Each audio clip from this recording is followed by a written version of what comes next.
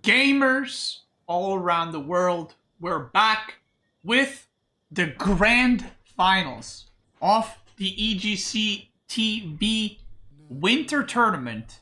20,000 duelers, but real duelers, dollars actually.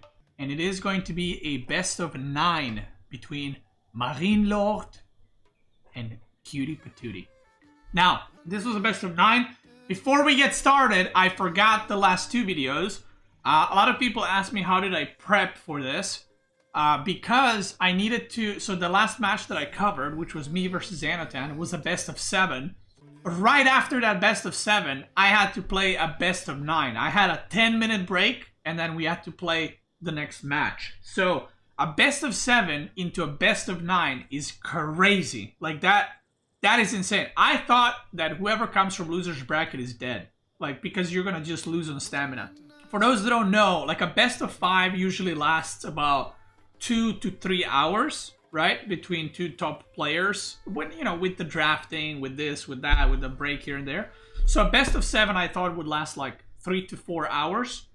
And after that I would have to play a best of 9. Where there's like 2 drafts and, you know, you gotta play game after game. So potentially I could have been playing for like 9 hours non-stop, right? With like maybe a minute break in between the games. And I knew that like just being on top of your game for that long is just extremely hard. Because before that, when I played Vortex, we finished the best of 7, I was like dead tired. So I was like, okay, I need some kind of plan. And I planned for the finals basically. Like I was like, okay, I'm not gonna just focus on winning against Anotan. I want to focus on having this, if I win, to have the stamina for the grand finals as well. So what I did to prepare basically is the day before I stayed up till like 4 a.m. so that I would wake up at like 1:30 p.m. Like actually I woke up at 11, but I just kind of stayed in bed lazy because I was like, okay, if I'm going to play for 9 hours, I need to try and not be tired and just to be like fresh. So I actually stayed in bed till like 1. I woke up at 11, stayed in bed till 1, and I was just like chilling. I was just having a relaxed morning. I ate food. So the match started at 4 versus Anotan. I ate food at like 3 so that I wouldn't feel hungry and, you know, I would have the energy and stuff like that. And I actually went to the store and I bought like a Snickers bar just for some like sugar rush in the middle of the series if I need it. I bought like a kilo of bananas and I made like 4 coffees in a cup similar to this one. And I was like, okay, let's get started. So my idea was, when I played against Anotan, I was like, if I'm gonna win the tournament, I cannot let the Anotan series go more than like 5 games. Because if it goes 7 games, I will just be dead. Like, I will potentially play for longer than 4 hours against him. And I'll just be exhausted. And especially I want to avoid long games. Because not only I'll be tired mentally, but like your hands get tired when you play competitive matches. And, you know, some people say, yeah, but don't you stream like 8 hours? Streaming 8 hours and competing 2 hours is, I would say, the equivalent amount of energy spent for me. So like if I play a tournament match for 2-3 hours, it's the same as if I streamed 8 hours, played games, talked to the chat, screamed, yelled, and everything else. So playing competitive matches for 8-9 hours is like, you need crazy amount of energy for that. When I played against Anotan, I was like, you know, fine. I had good energy going. You know, I wasn't tired. And then towards the end, I started having like a little bit of a pressure in my wrists because, you know. But then we had about a 10-minute break. I did some stretching. I actually went to the bathroom before MarineLorD series and during it, and just like washed my face with cold water to like wake up a little bit. Mid-series against MarineLorD, I made another 3 coffees, so that they had 7 coffees in the span of like 7 hours. After the first 2 games against MarineLorD, I started being very tired. No, not 7 of these. Like in this one, you can make 4 coffees. So I had this one and 3 more after that. So obviously there's another problem of like, if you overjuice on caffeine, you can actually start misclicking a lot. like you can start like fucking like, you know, like misclicking and not being precise. So I didn't like chug coffee. I took very like moderate amounts. So like after each game I would take like a sip or two. You know what I mean? I wouldn't drink it all at once because that would fuck everything up. So I just kind of maintained the energy level. I didn't try to like, you know, chug a Red Bull or something. You don't do that. How often do you have to go to the toilet? So I know this might be TMI, but this is what I got asked yesterday. I went to pee 7 times in those like 7 hours of playing. Like I basically when I started playing as MarineLorD, I was like peeing after each game because I drank almost 2 or 1.5 liters of water as well along those coffees because you're spending a lot of like energy during that, so you gotta stay hydrated, you know, to not get tired and to just feel good. So yeah, I was just drinking a lot of liquids. I ate like 4 bananas as well. Like one was during the Anno 10 matches. Bananas are very good for a lot of reasons, but like a lot of people that compete, whether it's games or sports, eat bananas between matches or during breaks. So I ate like 4 bananas as well, and every once in a while I would take like a bite of food just to not feel hungry or anything like that. So that was it pretty much. Djokovic style, yeah. I for me, like no joke, but banana actually helps me. Like I feel better after I eat it. So that was kind of my plan, and I was just like, let's hope for the best. And I also knew that if I lose the first game against MarineLorD, which was this one we're gonna watch right now, so let's get it started slowly. In order for me to win, I would have to basically play another game, and that would extend the series. Meanwhile, MarineLorD did not play any games before this, right? His day was free because he was coming from winner's bracket, so he's like fresh out of the oven, you know? Hi from Belgium. Hello? So, I knew that, like, I want to set the tempo, and I knew even though my series against Anno 10, I think, was 2 hours and maybe 3 hours. I actually don't know how long it was. I think it was like 3 hours for 5 games, which was very good. I thought that was pretty quick, because obviously that's with breaks and everything. So I was like, okay, that went well. I won 4-1 against Anno 10, so I felt like good, like, okay, I have a chance to now win the finals. So I knew that the tempo in this series is going to be very important, and not only to win the first game, but also to end the games, right? So I didn't want to just win games. Obviously, you want to win games. I wanted to end them quick, because I felt like if I played like 2 1-hour games, I'm out. Like, I'm not winning that. You know, it's just not going to happen. I'm going to be extremely exhausted, because those games are very hard to play. So I was like, I need to end games. If I lose, I need to lose fast. If I win, I need to win fast. And we just go next game and play better. So the first game, I wanted to start with something. So the first map was Himayama. And I wanted to start with something super aggro and kind of try to set the tempo. And not like play some passive civ versus passive civ. Like, I didn't want that. I was like, no matter what he picks, I'm gonna just go aggro, and I'm just gonna like not only set the tempo for the series, but I'm gonna try to kind of maybe like spook him a little bit. You know what I mean? Because he did beat me in the winner bracket semifinals 3-1. So I kind of wanted to show, like, in a way, like, how good I am and like surprise him, because I feel like I was a lot better at the end of the tournament than I was mid-tournament when I played against him and ended up losing 3-1, right? So that was kind of my plan going into it. Against some players, like, I like, you know, taking like a slower approach if I know that they are gonna be tired or if they don't have a lot of stamina. But because I felt like time is ticking and I gotta do something, I was like, I'm going in. So this is a matchup that I have practiced quite a bit, actually, because it is a matchup that you do get pretty commonly if you pick French. Now, I mentioned this before in one of the other videos, but French was not really picked a lot. And I ended up going 4-0 with French and 4-0 with JD in the tournament. And not many players played French or JD, which I thought was really good because I found those civs to be very good, especially in a tournament setting. Because tournament setting is very quick games, you know, pressure, attacking, trying to, you know, make your opponent nervous, try to make your opponent make mistakes. So I felt like it's a very good civ to start with. And like I said, I practiced this matchup quite a bit. Because they're both pro scouting civ and MarineLorD is very popular.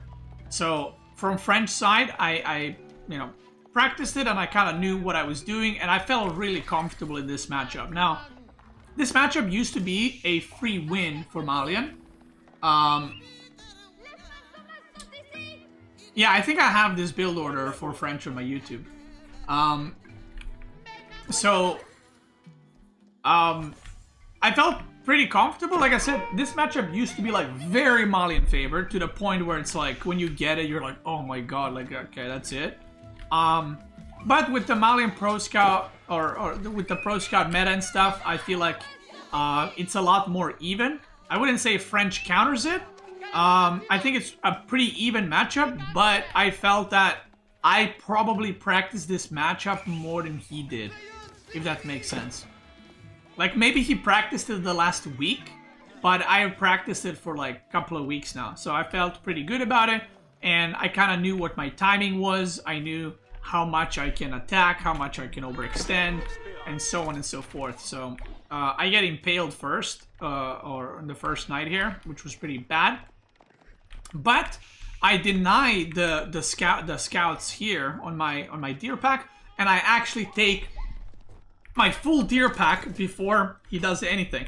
So basically I'm 7 deer ahead and he just took his first deer. So I already felt like, okay, this is going pretty well. I'm putting in the pressure. I already have archers out, which his archer range is just now being built. So he ran out of food, which is very good for me. And because I'm delaying the pro scouting, he's kind of struggling with food pretty badly. He's got some deer there though. And yeah, I'm just denying his deer. I'm gonna take 3 or 4 now. So this is me yoinking his 4. Or actually, yeah, his 4 deer. So that was nice. And now because I know that he's not contesting here, he's gonna go up. So now I go to the top side. And the pro scouting, the way it works is, if I took my 7 and I take his 4, if I just defend this, I'm ahead, right? So that's just how it works. I mean, you each have 14 deer, so if you end up taking more than he did, you'll have a lot more food. And if you do some kind of pressure or attacking, you'll be in a good spot. So I think I actually took some deer from here too, because these scouts just returned. So I think I took like 3, or maybe those were here. I'm not sure actually. But either way, good start for me. I'm getting a lot more archers. I'm making a lot more knights, and now we're kind of stuck in a feudal battle. Now, MarineLorD right now needs to keep producing units, because if he stops producing units and goes like Cowboom, he'll just die. So MarineLorD is a bit weird to play in this meta if you haven't played this style. But basically, MarineLorD still does the Cowboom, but they do it a lot later. So instead of Cowbooming now, they actually Cowboom very slowly. Like, he'll start Cowbooming probably in like a minute or 2. Very slowly, like with a couple of workers and gold while still producing units. So he gets some deer here too. I'm trying to fight because I feel like I have pretty good advantage. I killed 2 of the fucking scouts. And, you know, that's two less deer that he tried to yoink. So we're just kind of going back and forth a little bit. Nothing crazy. And I'm getting my +1 range armor. I got my eco upgrade sorted. And now I want to see if he's like, is he aging up? Is he making Cowboom? Is he going for Rimba? Like, is he making units? What's happening? Because of the fact that I have knights, the more knights you have, the harder it becomes for the opponent to kind of keep up. Because even if they have mass Donzos and mass Javelins, even in the, like, the top pros' hands, you cannot be extremely efficient with your javelins. So if I have archers and I just aim move, the archers are going to be very efficient at killing donzos. But with javelin throwers, if you just aim move, they're going to hit knights. So you need to actually micro javelin throwers into archers and split off like groups into attacking archers. And you're never going to do it perfectly. You're always going to like overkill. And every time you have to move with the javelins, all the shift queuing you did on the archers, you have to do it again. So it becomes very rough and very complicated to micro. So like right now, I would say it's like almost perfect. Maybe even less units, perfect time for you to fight. But now, from this point on, the more units we have, the harder it is for him to actually micro the units because of the things I just said. So he's got another gold here. I'm going to speed up a little bit. I'm just kind of posturing, trying to find some damage. I see he has a big army. And I was thinking, like, do I commit? Do I not? I felt like my eco is pretty good. I still got a lot of deer. He's trying to harass my golds and stuff, but I'm just denying it as much as I can. And every once in a while, yeah, like this, I would check with the scout. Look at this. Scouting is so important. Look at this. I go in. I see no cows.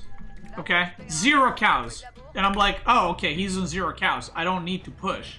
Like, if he had full cows or something, that means... well, he would have less units. But if he had full cows, then I go for it immediately. But because he has no cows, I'm like, okay, I can just chill. And I didn't commit. I'm doing some harassment here. And you can see I'm preparing to age up. I got a lot of production buildings. I'm standing back, and I'm just keeping him busy with my knights. Here I managed to kill another 2 workers, so now I'm 3 workers ahead on the kills. And because I have French, faster producing villagers, I am 9 workers ahead. But this isn't one of those where I'm 9 workers ahead, but he has cows. He has no cows. So I'm straight up 9 workers ahead. Obviously, pit mines give you some gold, but yeah. So I felt like this is pretty good. And I went with the Royal Institute because of 2 reasons. Number 1 is once he gets his cow boom up, he'll obviously have better economy. But also because of the stuff I talked about earlier, me being like getting tired and wanting to end games, I was like, I gotta go. Like, I cannot wait. So I age up. I'm still trying to do some harassment. I'm waiting with these knights because I was like, if he moves out to attack me, I'll just do a run by or something, you know? He did a little run by here. Now my gold is running out, but I am getting veteran upgrade and veteran archers. I could have played this better because I didn't have enough gold to get royal bloodlines. So initially, like usually you want to queue up royal bloodlines first, not last. But I misplayed that. And right now I was like, okay, he might be aging up. I need to go. I just scouted with the scout again. I didn't show it. And now I'm just waiting for my upgrades to complete. And he wants to kind of fight. He wants to poke and kite back and poke and kite back. So I go in again, and I'm like, okay, what is happening? Is he aging up? How many cows does he have? You know, I'm trying to keep track. I see, okay, he's got some cows, but not a full cow boom. And then here, he goes out really, really far. And I was like, okay, maybe I can engage here. So I had +2 range damage, and I had veteran upgrades. He's aging up now, and I was just like, I'm going for it. So I sent 2 knights to harass in the wood line, but I guess he had wood here. And I just decided to not wait for royal bloodlines because my workers were running here. And he was also harassing me. I just killed a scout there, I think. Yeah, there's the scout. So I was like, I need to go like right now with all the veteran upgrades I have. And initially it kind of looks bad, but you have to remember, like, this is what I mean. I have so many archers, like he's denting in my archers right now, but it doesn't matter because if I trade out archers for donzos, then my knights are gonna kill everything. So I'm just charging in with the knights, doing damage, and then whenever donzos come forward, I kill them. I pull the knights back, so it's a lot of microing knights back and forth.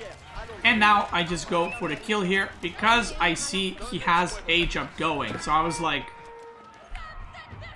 I don't know if you guys know this. A lot of people don't, but Malian veterancy upgrades are cheaper. Beasty the goat. And their research twice the speed, right? Yeah, so their upgrades don't cost 100 food, 250 gold. They cost half of that, and they research faster. So because he's aging up, I want to push now before he upgrades his units. So I want to trade out. So when he upgrades his units, he's basically upgrading nothing. Or like he's got no units to get upgraded to. So he's got a lot of idle time, right? He cannot get food here, 15 idle here. And I'm just pushing where all the villagers are and where the cows are. And even though he's getting upgrades, he's got nothing remaining. So this was game number 1. And just the way that this game played out, I talked about this before, but I feel like MarineLorD's style for a while now has been, it's been like how I used to play, but I feel like he played it like that, but more decisive in his move outs. But the way he plays is like, he'll do what the meta thing is, but he will kind of play defensive and wait for you to overextend and kill your units. He'll defend very well. Like, if you're doing knight harassment, not only he'll defend, he'll kill your knight, right? And then on another side, he'll kill your scout. And then he'll kill 2 or 3 or more of your knights, and then he will push and just kill you. You know what I mean? So he likes to kind of wait for you to overextend or make a lot of mistakes, and then he will push and just straight up kill you. What I used to play like is like that, except I would extend the games to get further lead. But yeah, he doesn't really like, he's not really a player that dictates the tempo. Like, he's not the guy that's gonna be like, you know, balls to the wall, just going in and pushing and try to end games all the time. So after we played game number 1 and the way he played Malian, I was like, okay, he still plays like that. Which I felt very comfortable with, because right now, I think at least, I mean, also you can see it in these games, I play super aggressive. Like, I have never played more aggressive in my life, but I am very good at not losing the units, right? So all those leads he builds up from people overextending stuff, I don't really make those mistakes, I feel like, as much anymore. So I felt like if I just play like that, but not lose units, I'll do really well. Now, I want to talk about something. There was a lot of people saying that I got lucky on the sheep. So I talked about this in the Anoten series. He saw that series and then made the same mistakes as Anoten. Now, I'm going to show you guys something very interesting. So Avely sent me this, and I hope he doesn't mind me sharing it. All good? Okay, yeah. Okay, Avely's here. So I figured out in practice, okay, this is EGC Gorge, okay? And this is what it means preparing for the tournaments, okay? This is EGC Gorge. It's not normal Gorge. It's an edited version of Gorge to make the middle more open and resources more pushed to the side. Now, normal Gorge, the way you scout is you run towards the middle, you see the opponent's scout. Like, let's say my scout is here, his scout is here. You just run through, you scout here, you go backwards, and then the opponent does the same thing on the other side. That's how you scout on Gorge.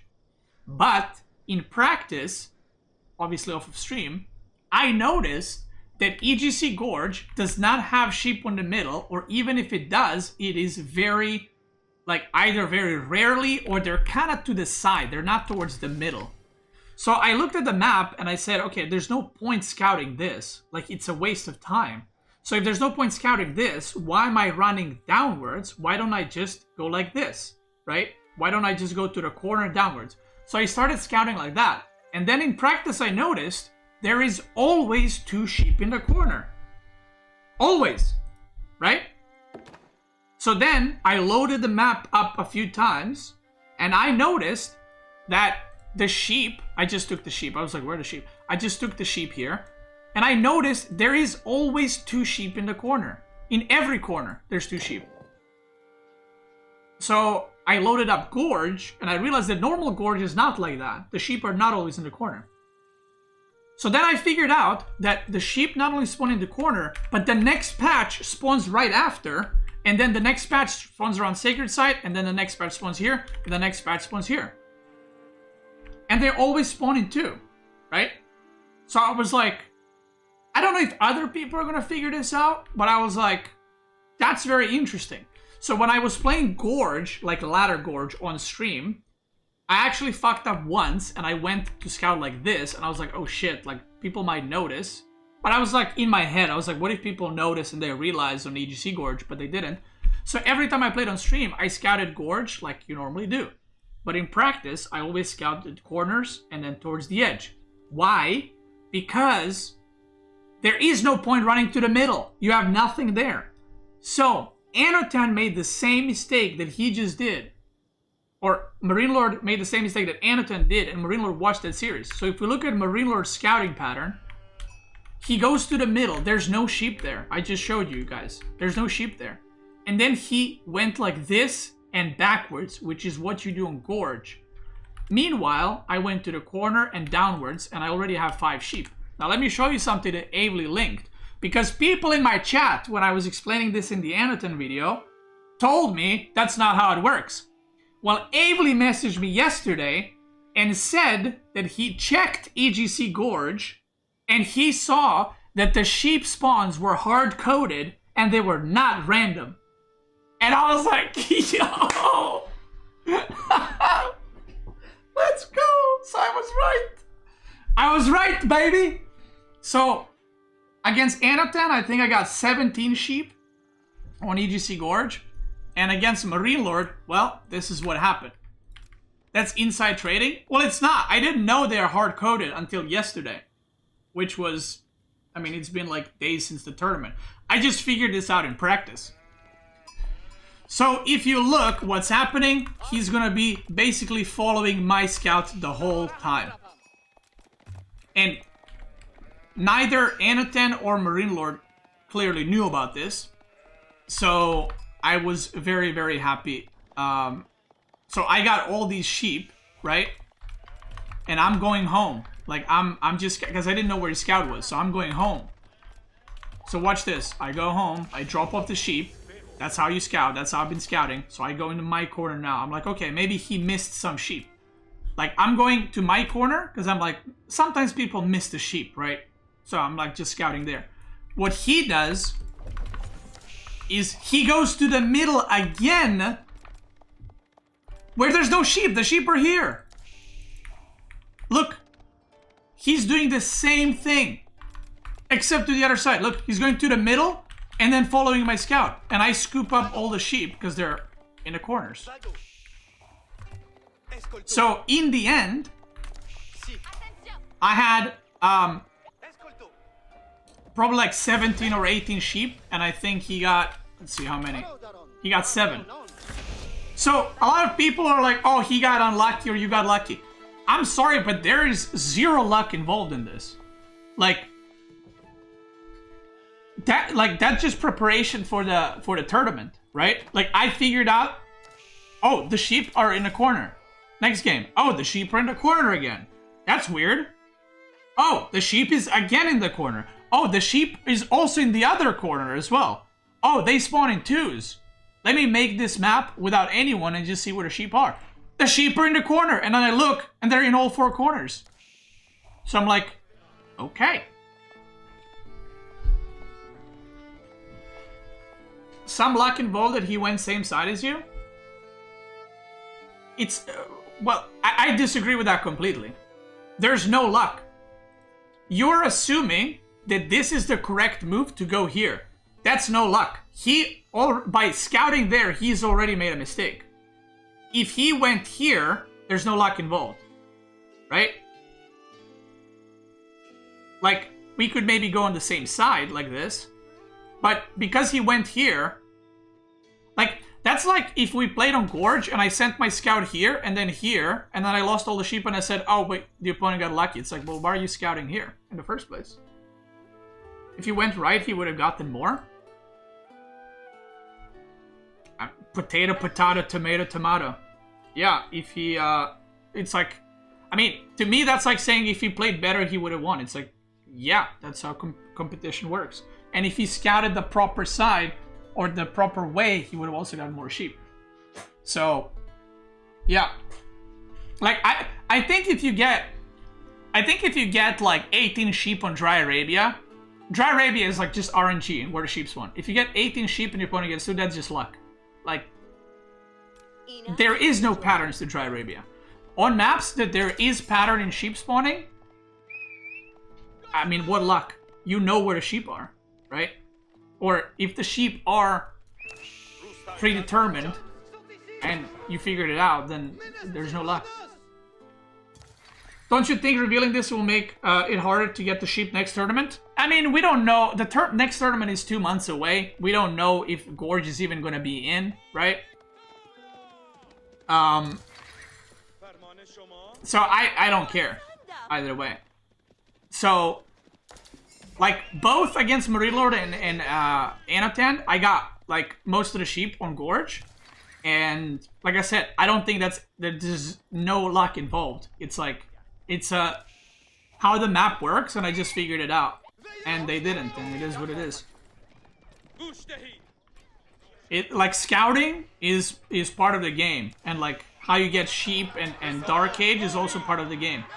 I 100% agree if you, like, get majority of the sheep on Dry Arabia, that's just luck. Like, you didn't do anything special there. But, yeah. So, the game starts and actually kills one of my villagers, but he loses a Ghazi. I personally don't... So, there's a discussion if it's like, if losing a knight is worth for a villager early on. I don't think losing a French or JD knight for a villager is correct. I think you're losing too much tempo there. But I think losing a Ghazi for a villager is worth it, in my opinion. So, I think, like, the game started with me losing a villager, and I'm like, okay, well, that fucking sucks. And the reason I'm 2 villagers behind is because when JD transforms into a unit, she's not a villager anymore. So, already, like, I obviously felt very, very good because I have a lot of sheep, and I knew that he doesn't.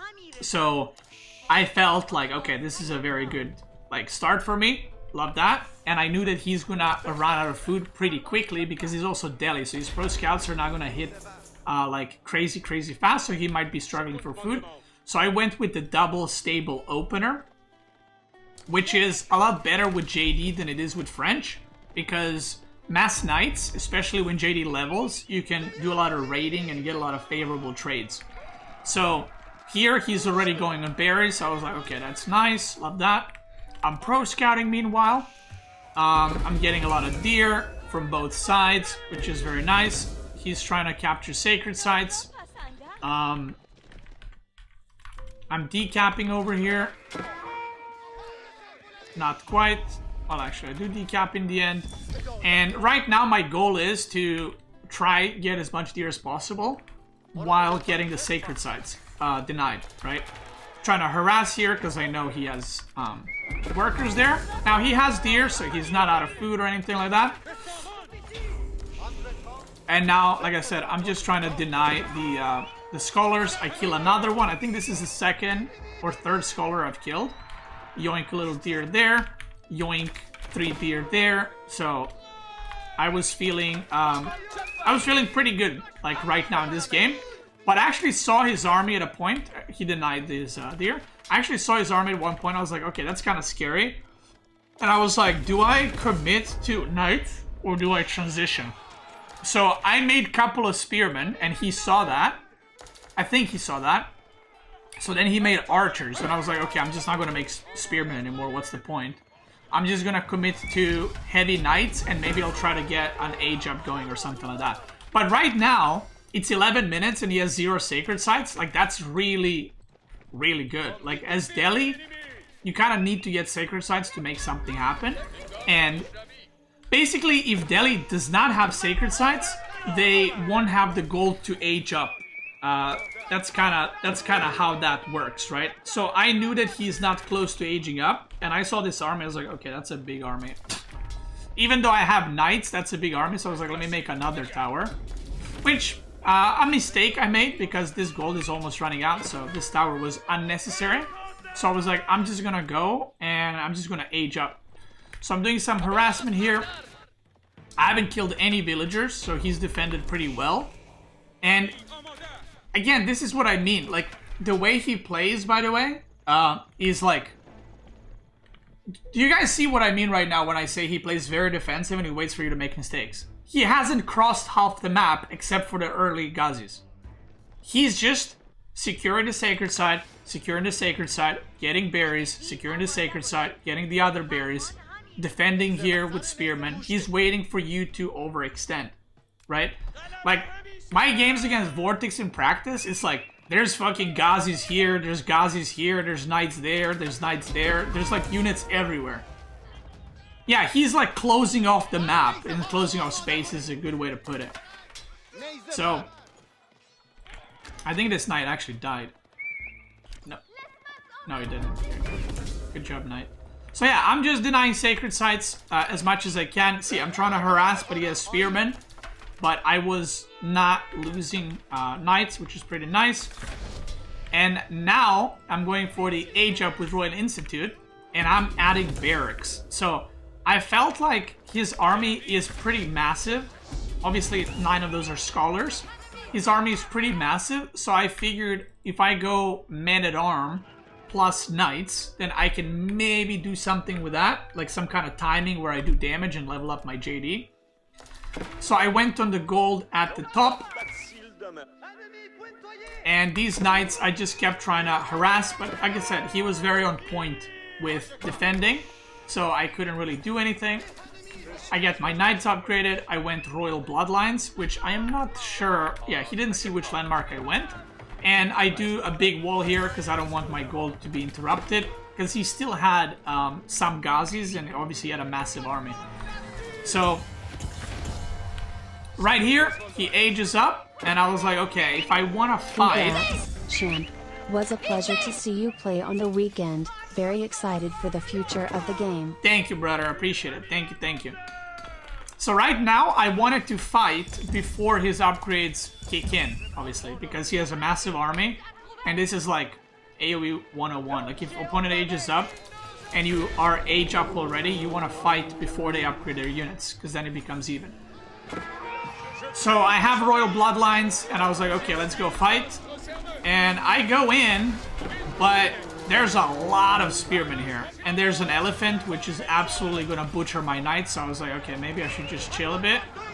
So JD barely survives. She's not leveled up yet. So I'm like, okay, let's do some run-bys, try to do some damage. And I was a bit worried because I was like, okay, that did not go well. And now he's going to get his upgrades. So then I saw this and I was like, okay, that's a lot of idle time. That's like 25 workers running around. So I was like, that's pretty good. He's got crossbows, so I was like, okay, he's kind of just defending everything I'm doing right now, and it's not very good for me. And I knew that he's gonna get the relics. I mean, he's got 2 relics already, and he's gonna get this one. So I was like, okay, this game is not going well. And finally, I get 4 worker kills. He defended everything like perfectly, and then 1 second he didn't pay attention. I snapped 4 workers, so I was like, okay. Okay, that's good. Good stuff. So, now I had the option. So I needed to kill elephants. So I'm getting Spearman upgrade, but I cancelled, I'm pretty sure. Yeah, I cancelled it. Because I was getting Spearman for the elephants, but I was like, he already has archers and crossbows, so there's no point. So I was like, okay, I'm gonna go crossbows too. So I added archer ranges in order to go knight plus crossbow and try to hit a big timing with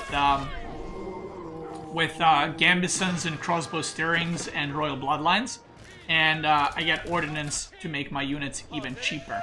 So I'm getting the boar, I'm getting the gold over here, I have some men-at-arms there still, and JD is level 3. So yeah, at this point I know that I am not in a good spot because he I know that he already went some farms.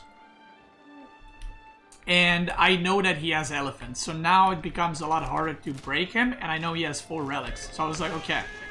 I have some advantages too, obviously, in what's it called? Oh, I fucked up actually. I upgraded this here instead of here. Because in Royal Institute it's cheaper. So I messed up there. But you can see, like, even the top players make mistakes. So here he does a little raid. And I ain't feeling too good about this game right now. But, like I said, I knew I had to, like, go. I didn't think the game was over by any means. Like, I wasn't like, okay, I'm dead. I knew that he's probably transitioning to food or running out of food, so he wasn't producing constantly. Meanwhile, I still had food income going, and as you can see, because I denied him this, right, and this. So I knew I still had food income going. I knew I'm producing more. So I was like, I need to hit a timing before he transitions to farms fully. Because the longer the game goes, you know, especially if he ages up to Imperial, he's going to have like all the free upgrades. And I don't have farms right now. So I had a boar and I had these berries and I had another berry pack. So I had about, you know, like 3,000-4,000 food extra to do a timing with. But not only that, my knights cost 105 food, 75 gold. You know, my crossbows are discounted, my men-at-arms are discounted, at least from the one barracks. So I was like, I gotta do something with that. So I knew there's farms here, so I was like, okay, I should just push here.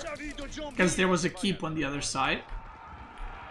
And I think he did not, like, he did not expect me to be here with the whole army, by the way. He did not see this army at all. And he was pushing out my knights with the units that he had here. Because you can see, if he was going to fight, he would wait for these units. So he did not know that these units are coming. He didn't have any vision, if you look. Like, he just saw them coming here. And these villagers were going for a keep. So the moment I saw these villagers, I knew that he's trying to put a keep here. Because where else are they going? Like, he's not going to chop wood here. So, and you can see he had stone for the keep. So when I caught him like this and I saw no spearmen, like in the moment you have to make a decision. Like you just gotta go. Like you don't have a time, especially with the knight comp.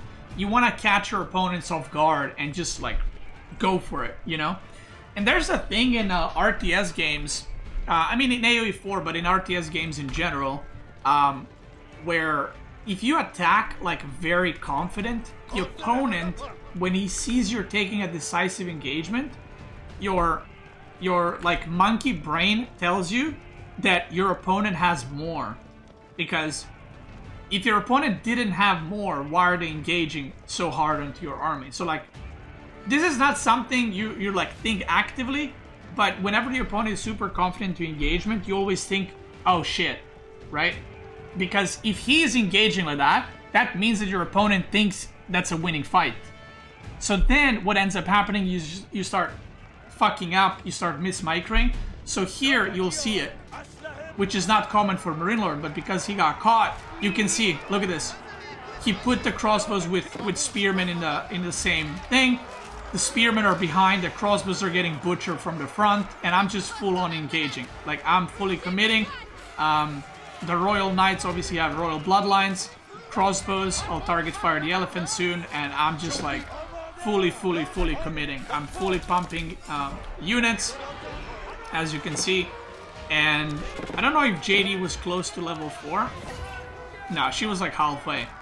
So after that like super decisive fight, I had a knight chasing down his villagers. He loses basically a whole army, and I mean I have most of my army still left. And he GG's.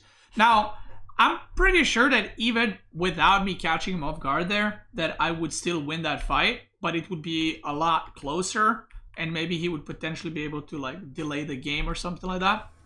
But like I said, when you see the opportunities at the high level, you just have to take them. Otherwise, like, you might not get another chance, or maybe the next time you take a fight is going to be a lot worse trade for you. Were I scared? Was I scared to the last moment? I mean, I wasn't scared. It was just not going as planned. Like, I felt like second game he was defending really well. Like, usually I managed to do a lot more damage at that point. So the fact that I wasn't getting any damage done was like, uh-oh. So this is an interesting one. So basically, I won Himayama. I won Gorge.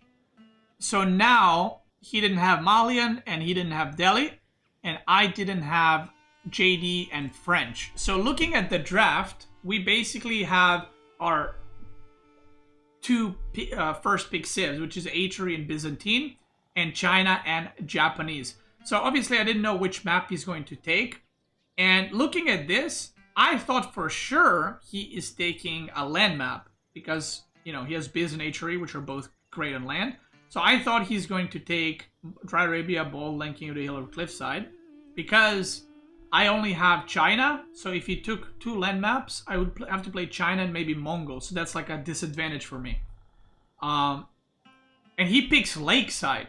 So I was like, okay. And I was like, okay, well, maybe he practiced Ottoman on Lakeside, which is something a lot of players did. Or I guess he'll just pick Atri. But he actually picked Byzantine. And I was like, wait, what? So when he picked that, I went on Discord and I looked again which map it was. Because I was like, did I misread the map? Like, was it a land map and I just fucking picked Japanese on like Dry Arabia or something? So I was like, okay. So then I kind of got into my head a little bit in this game because I have not played one game against Biz on this map.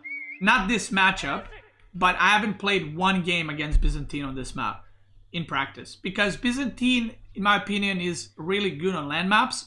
So I never thought I would need to practice against it here because I didn't think anyone would pick it. So I was like, okay. So I was like, I started thinking like, okay, he knows something that I don't. Like, why would he pick Biz here? And I was like, okay, he'll probably get arrow slits, right?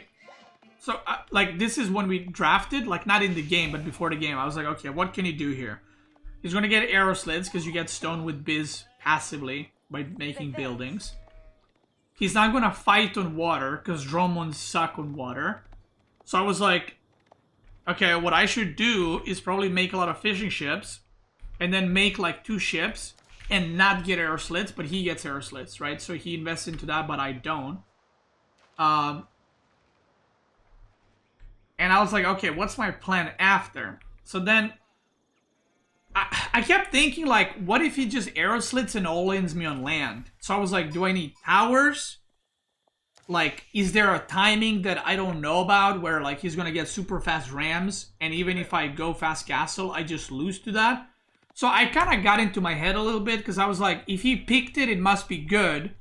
But how did I never play against it? You know? So I kind of overthought quite a bit on this one. I kind of cooked myself, I guess. So I thought like maybe there's... Because I don't know how Byzantine works on this map. As in, if he fishes, does that mean he's going to have faster mercenaries? Like, how much faster? You know? So I was like, what if there's a timing, like the moment he ages up, he puts mercenary house, and he just insta makes Keshiks or something. Like, I don't know, right? So I was like, okay, let's just scout and let's just be active with scouting. So that was kind of my like plan. Let's just be super active with scouting. Try to see what mercenaries he's going for. Because he can go longbow, Keshik, or javelins, right? And against all three, you need a different approach.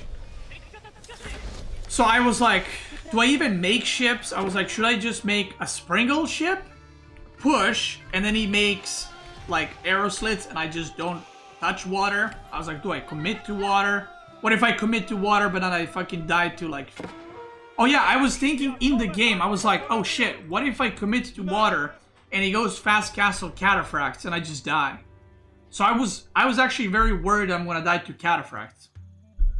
So there was like a lot of stuff going on in my mind and I genuinely just didn't know how to play this. So I put my scout here and I saw mercenary house. And I was waiting for the mercenaries to come out. And I kept waiting. And I was like, even thinking like, fuck, did I miss them? Like, is there Keshiks? So I was like, I don't know if he went around. So I was like, what if there's Keshiks coming? So then I rushed the tower with 7 workers. I was like, what if I missed them? What if their longbows came out? And because I never played against it, right? I don't know the timings. So I was just like, not in a panic mode, but I was just like, oh fuck, I should speed build this, right? So it's like I lose some resources there, right? So I made that, and then I kept trying to scout where the fuck are his mercenaries. I knew that he's going fast castle at this point because I saw the goal, but I was like, what mercenaries is he going for? So I missed the javelin throwers. They just fucking ran out as I moved around. So I was just like now you have to make a decision, right? Do I make stables? Do I make archer range? Or do I make barracks? Because if he's going cataphracts, I should make archer range. If he's going like longbows or javelins, I can open with mounted samurai. But also if he goes javelins, I can go barracks. So because I have no experience and I don't fucking know what he's doing, I was like, let's just go stables because I don't know what to make. You know, I genuinely don't know. So I was like, fuck it, I'll just make samurais. And then, like, you can see I'm scouting and I see barracks and now I see javelins. And I'm like, okay, now I know what's up. Okay, good. So, now this is the funny part. That I thought about later when the whole tournament ended. I thought about this game and I was like, how did I... So, spoilers, I lost this game. So I was like, how the fuck did I lose this? Like, I should have known what to make. Because if you play French against Delhi here, right? Maybe you never played that matchup, but you're gonna know what units to make because you've played French against Delhi before, right? You've played it on Arabia, you played it on Boldland. And then I realized...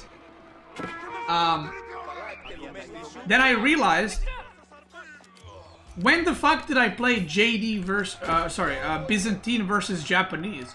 On what map do these civs meet on? And I realized, like, when was the last time I even played this matchup? Because Japanese is played on hybrid maps and water maps, and Byzantine is, like, played only on land maps. Well, except this one time, I guess. So I was like... yeah, I just didn't know what to make, right? I didn't know how the interactions work. So I was like, okay, fuck it. I'm just gonna go the standard, what you do with Japanese, which is just mounted samurai into archers, and hope that works. But I guess because of javelins and camels and limitanei, that doesn't really work because the camels debuff your shit, the limitanei take less damage from archers. Now, and I was like, if he mixes Varangian guards, I have to make Onamushas. But if he does that, I'm already getting countered by javelins. So I'm just building further into my counter, right? But at this point... So I realized around this point, yeah, my unit comp is kind of wrong. But I felt like his army was massive, and I lost a lot of knights just there. I lost like 5 knights, I think. Up there, I mean. So now I was like, okay, this is the wrong comp. Like, I was fully aware. But if I tried to switch now to another comp, I needed to invest wood, I needed to invest gold to get upgrades, and I thought I might die. So I was like, okay, I need to commit to this, like, now, because I don't really have an option. So he goes for a fight here, and his units were taking a shitload of damage, and then I saw he doesn't have armor upgrades, and I had +1 already, and they're castle archers. So I was like, okay, that was a good trade right there. I was like, that's a good fight for me. Now, what I should have done here is gone mass samurai. Because he's making Varangian guard, limitanei, javelins, and camels, which samurai would kill everything. But again, if this was a matchup I was seeing on another map, that would have clicked, right? But that just didn't really click for me at all. Because I was like, oh, that worked. I'll just keep doing that. And that's it. So that's what I did.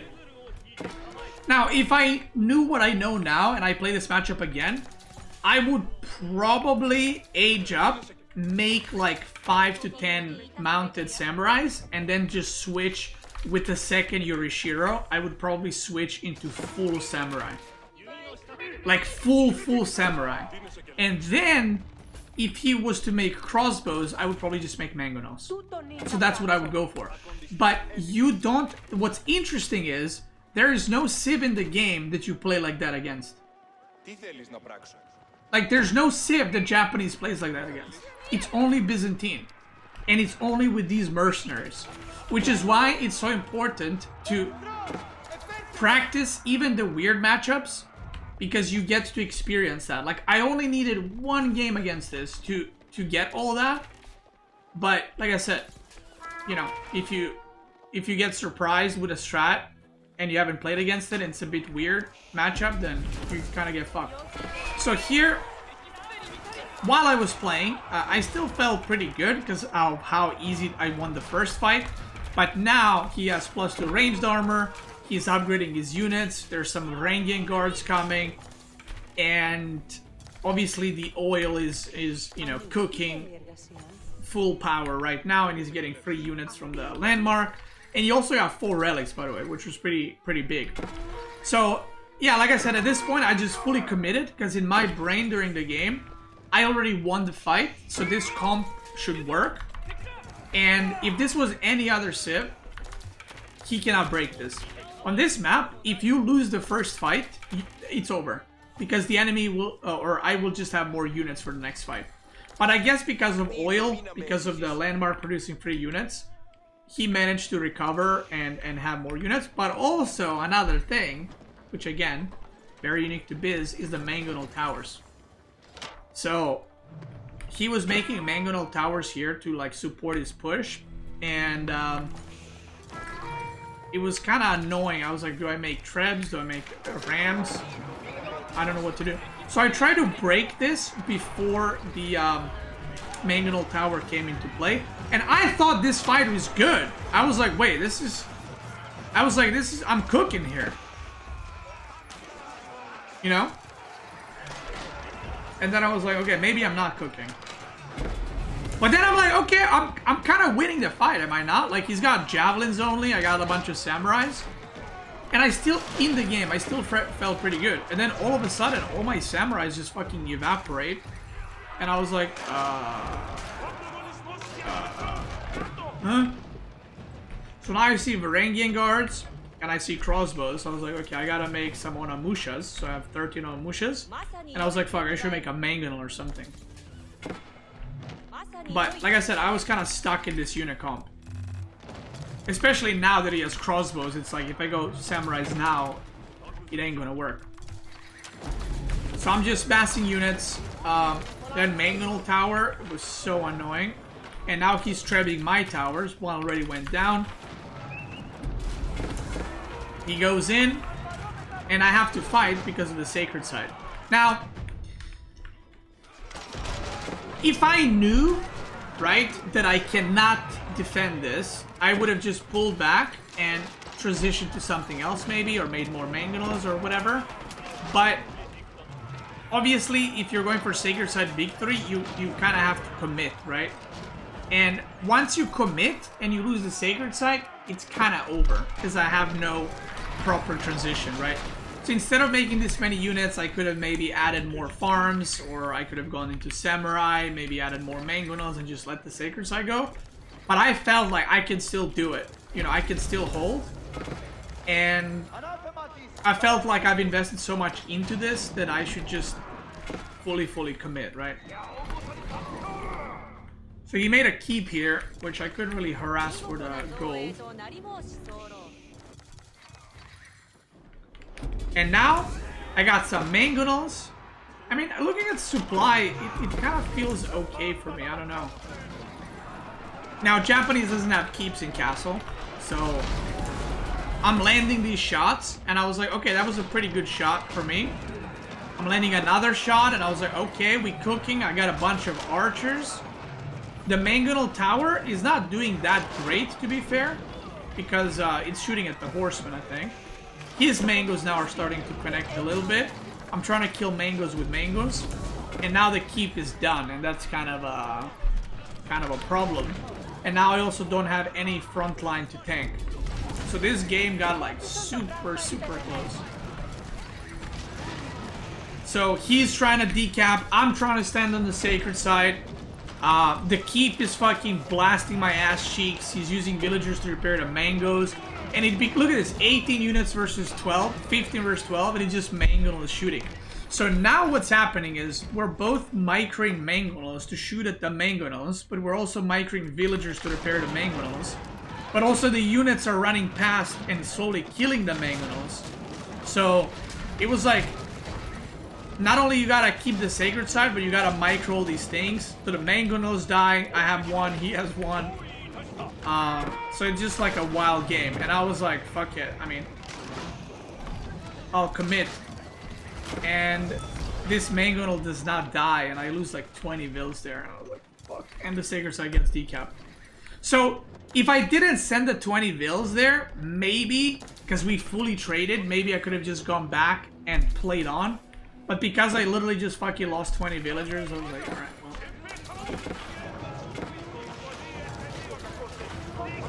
well. Alright, brother. So from here on out, he just kind of takes the map. He takes the sacred sites. And now, if you look at the economy, his economy is a lot better because he has more workers. He's been on 2 TC, but also he is fully oiled up. So now he's got like 800 oil per minute, which is like 8 javelins a minute, which is a lot for free. I got 2nd TC just now trying to transition.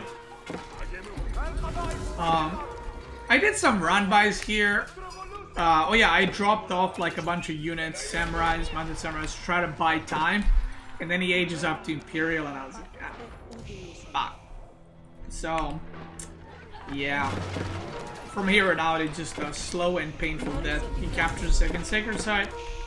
And now I'm aging up, but if you look at my vision, you know, there's like, these are all like mangonel towers and shit here.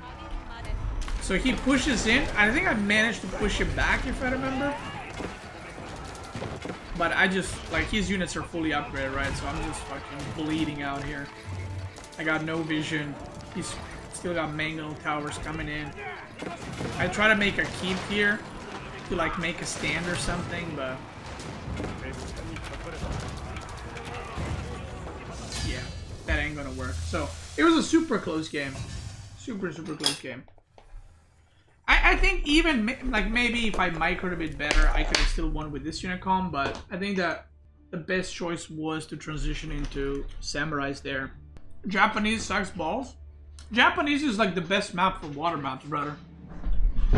I don't know what kind of balls you got, but...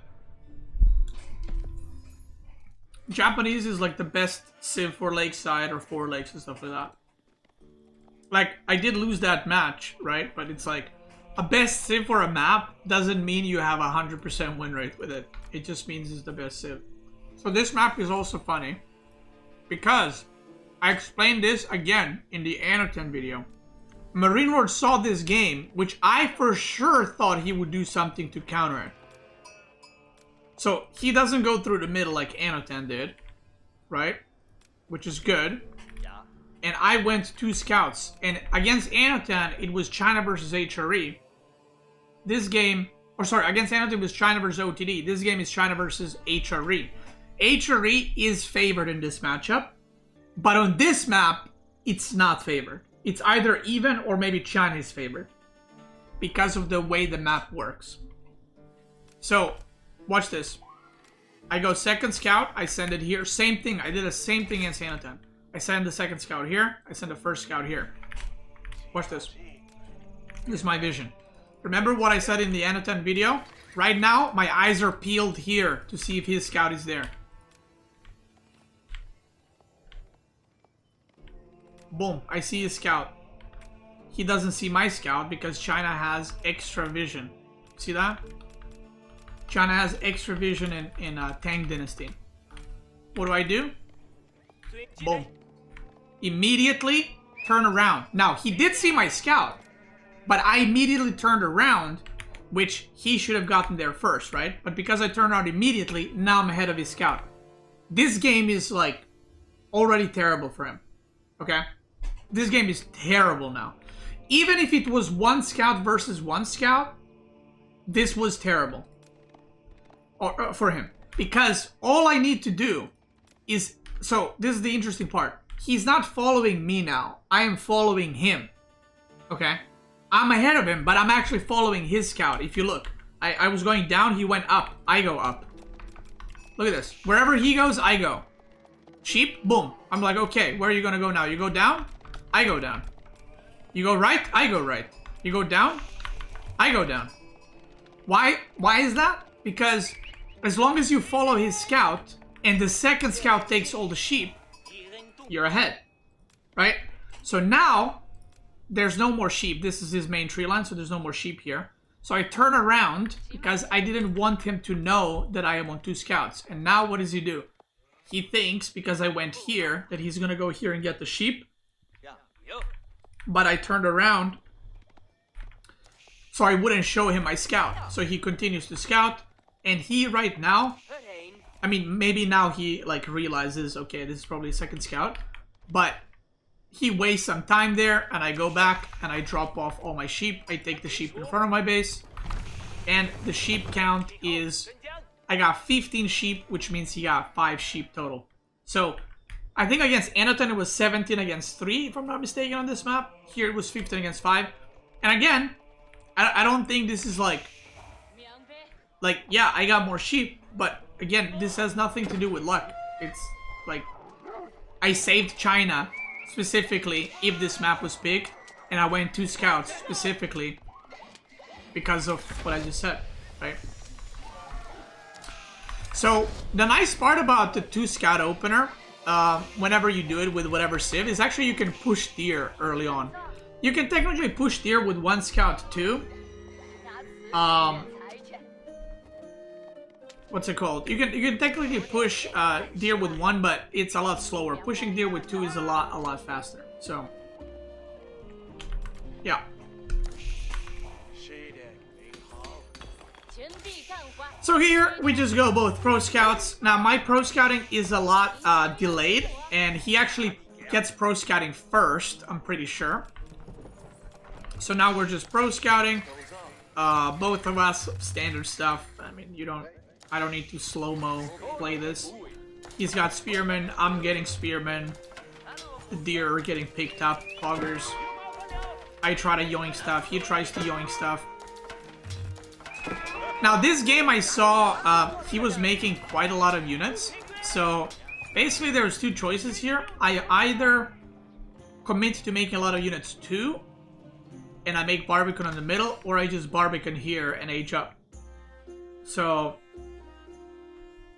I was like, yeah, fuck it, I'll just Barbican here, and I'll get access to Zuginu, I'll defend my gold, and I'll just play defensive, and that's it. So I get the song. He is almost at the age up. There's the age up. He's going Regnant's Cathedral. I think we got a pretty even amount of deer in the end. And you can see he's kind of standing on the middle. And I think, I mean, against Anatol, I did build Barbican on the middle. So maybe he's like waiting for me to go for Barbican or something, but I just didn't. And we aged up around the same time. Now this is where I could have played it better.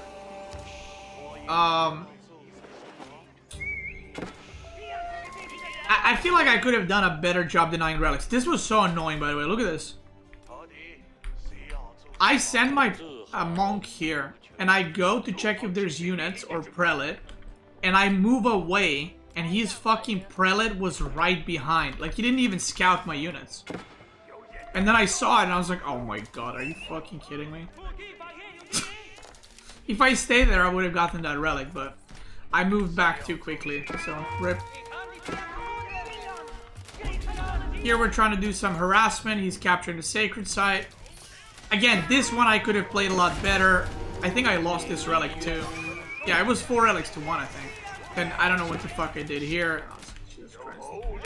But I did kill 4 villagers here, which was very good. But, you know, he got 4 relics. It's like, who cares about 4 villagers? But yeah, here I could have played, like, he played that better, and I kind of got screwed on the relics quite a bit. So, yeah, I captured that. He decaps pretty quickly.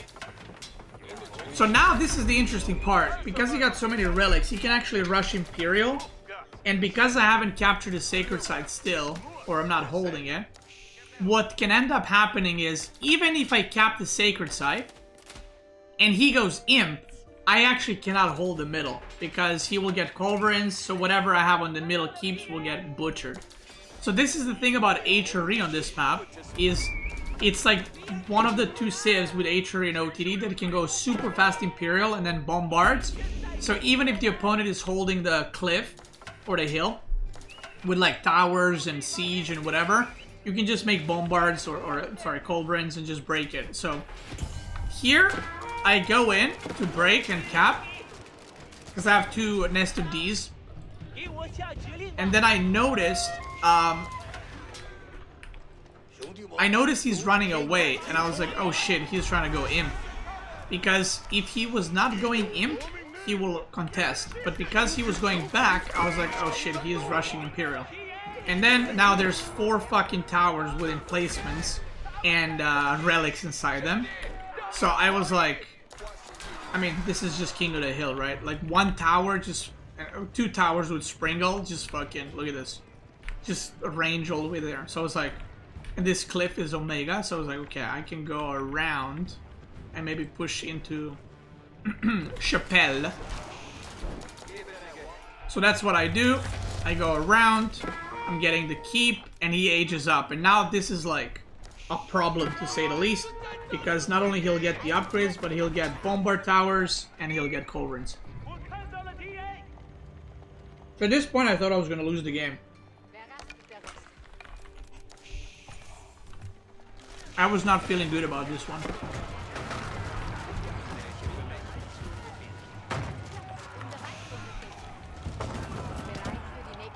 Look at that. Distraction. I'm just gonna play slow-mo as I eat my food because I'm hungry. Why are you eating food while I'm streaming? Because I gotta eat sometime, okay?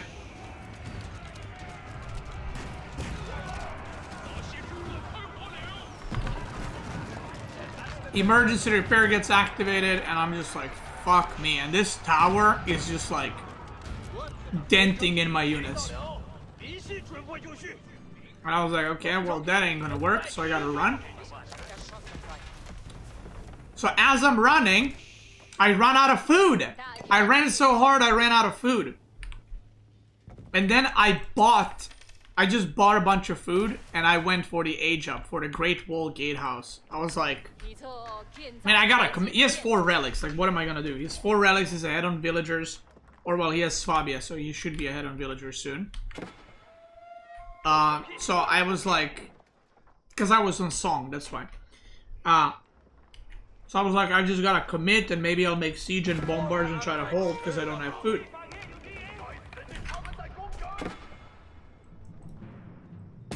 So now the culverin starts, and I'm like, fuck. Like, that's not good. You know, I got nothing to kill that culverin.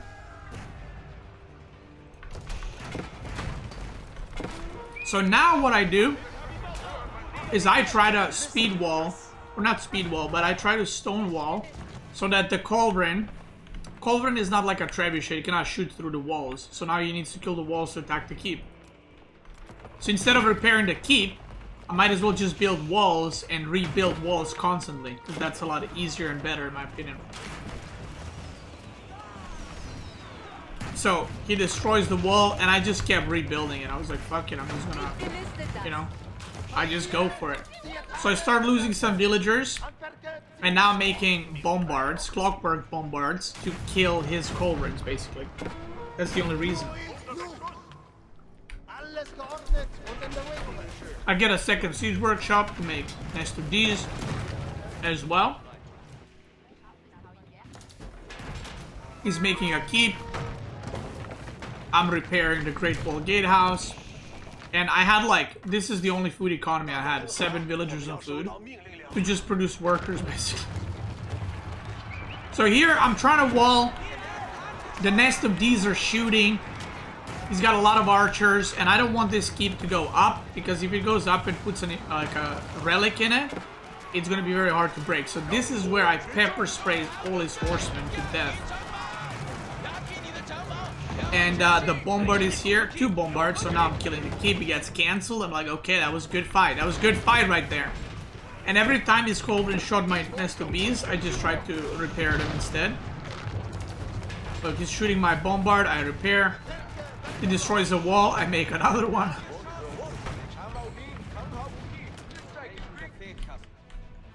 Where's that relic pickup?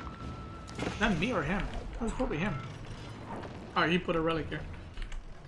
Oh, there's another relic here. So now, it becomes very hard for him to engage, because now there's 10 NSWBs and 3 bombars. So these bombars' job is to just kill culverins, and then NSWBs just kill everything else. And I still had some units, but I wasn't really producing units because I had no food. Like, my economy is like, I mean, look at this. Half the workers are idle building and repairing. So I killed one of the culverins, but another one just arrives. So I was like, okay, we gotta just fucking, we gotta commit. So I'm just building the walls. We gotta build the wall and make him pay for it. You know what I mean? I'm repairing. The keep is getting low. I got some stone. I was like, okay, I gotta repair that shit. Nest of bees are cranking right now. Look at that. Another culverin goes down. Archers are going down. And I was like, okay, this is looking good. I repair. I run back. Keep goes down. I was like, ay, ay, ay. That's not good. So I repair my shit. And his units are just... By the way, he's got 5 trebs. Just fucking ballasting. I'm like, okay, let's re-wall that shit again. And now the trebs are in the Great Wall Gatehouse. Which is not good. Not good at all, actually. So, 25 seconds. So now he actually... So this is the interesting part. He wants to kill that, but he also needs to kill walls. So if he kills walls, this is gonna kill him. But if he kills this, then he can't enter. So... It's 25 seconds. I'm sending my villager to just repair a Great Wall Gatehouse. Like, I was like, I'm just gonna trade out. It doesn't matter. So now I'm pepper spraying the trebs. And I killed 2. And now he can't kill the landmark. He cannot DPS it. He pulls the villagers. The landmark is spraying with them nest of bees things. More villagers are coming. He's pushing in. I'm trying to re-wall again. There's the Imperial official here. I don't know why. More villagers arrive. And in the end, look at this. Culverins can't attack because of the wall. And he taps out. And I was like, yo. Yo, let's go, baby. So I won that. And at this point, it was a 3-1. And now we had to redraft. I am player A and he's player B. So I just first pick Rus. Even though I vetoed it because I felt like it was pretty important in the series. And then we have a almost identical draft, except this time around he picked Japanese second. That's what I did last time. Now he did it. And instead of... It's basically the same draft, except he got Japanese and I got Malian this time. But I was very happy with my draft. I was like, I got French and JD again. I got Rus. I'll take that, you know? And I was like... I mean, I could play Rus, or Malian, but I could just play French. Second draft didn't make sense to me. You were cooking him with cavalry and he lets you get French, JD, and Rus. See, the thing is, like, it's a hard one, I would say. So, the reason why it's a hard one is, like, sometimes when you practice for a tournament and then you're playing in the playoffs, if he practiced with these civs, like he practiced with China, Biz, and Delhi a lot, you don't want to necessarily give that up and just pick French JD because I'm picking it. Because let's assume he does that. Let's say he picks French and JD.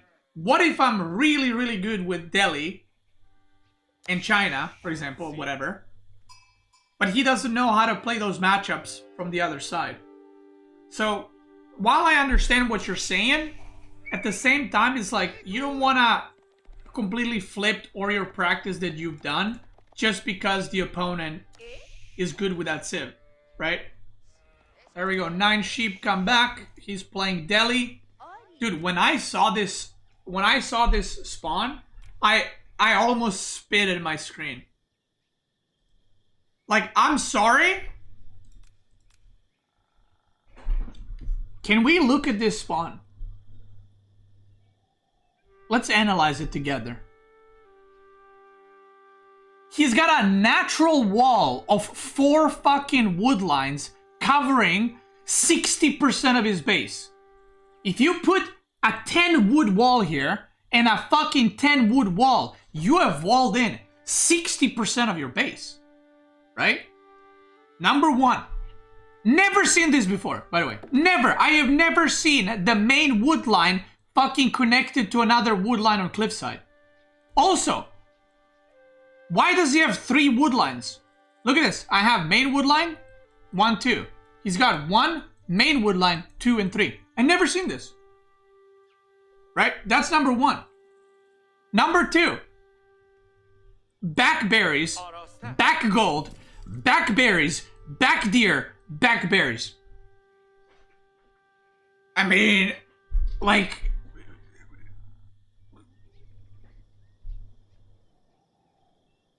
And I am playing, by the way, I am playing a night civ and I'm supposed to harass him. Where? What am I supposed to attack here? Literally. Show yours. Back deer, back berries, back gold, side berries, and then 2 woodlands. Now, I'm not saying my spawn was shit, but you have to understand, you have to think about the matchup, okay? To be fair, Deli can also be super aggressive here, but he doesn't play it aggro. Like, French needs to put on the pressure. You know what I mean? So I saw, when I was scouting like this, when I saw this, I was like, this fucking guy, dude. This fucking guy, brother. But it is what it is, you know? I mean, okay, the back stuff is like, that's the classic MarineLorD. This I never seen. This is crazy. I mean, come on. Look at it. Hello? 60% of his base is just naturally walled? Bro, what are we playing fucking Hill and Dale or what's up? It's crazy. So, this game was very similar to JD versus Delhi, but this time I did not go for Mass Knights. This time I went for the Archers. And, again, I'm not gonna yap about pro scouting again because I kind of yapped about it already. So let's just skip through. And I just want to say, MarineLorD has 10 sheep, okay, and 3 dead. So this map is RNG. It's okay, RNG. You know, we got even amount, or I got 1 or 2 more. I don't know how many. I don't know if we missed any sheep.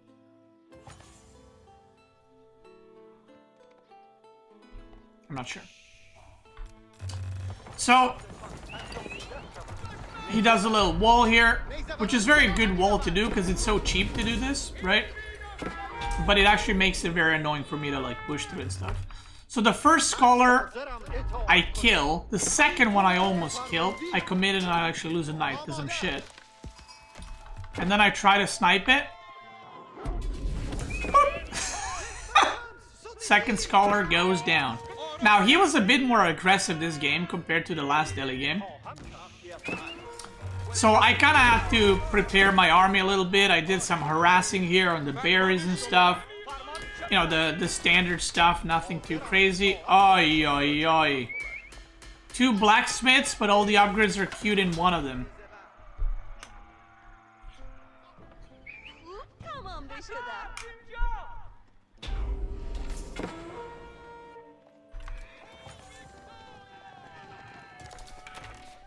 This was the first game you got even sheep? Well, actually, Lakeside we got even amount of sheep too.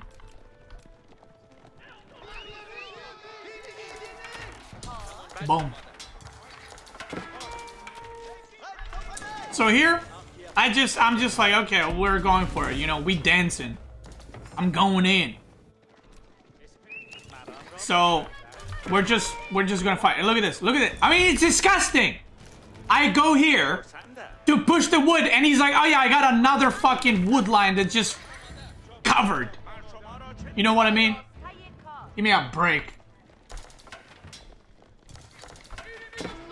So I'm like, okay, let's try to push the berries. I decap 1 sacred site. He had 1 sacred site, which is pretty good for him, and he was kind of like a pain to fucking get to that. So I was like, ah, fuck it. So this is where the fight happens. Does this look good to you guys? Or me?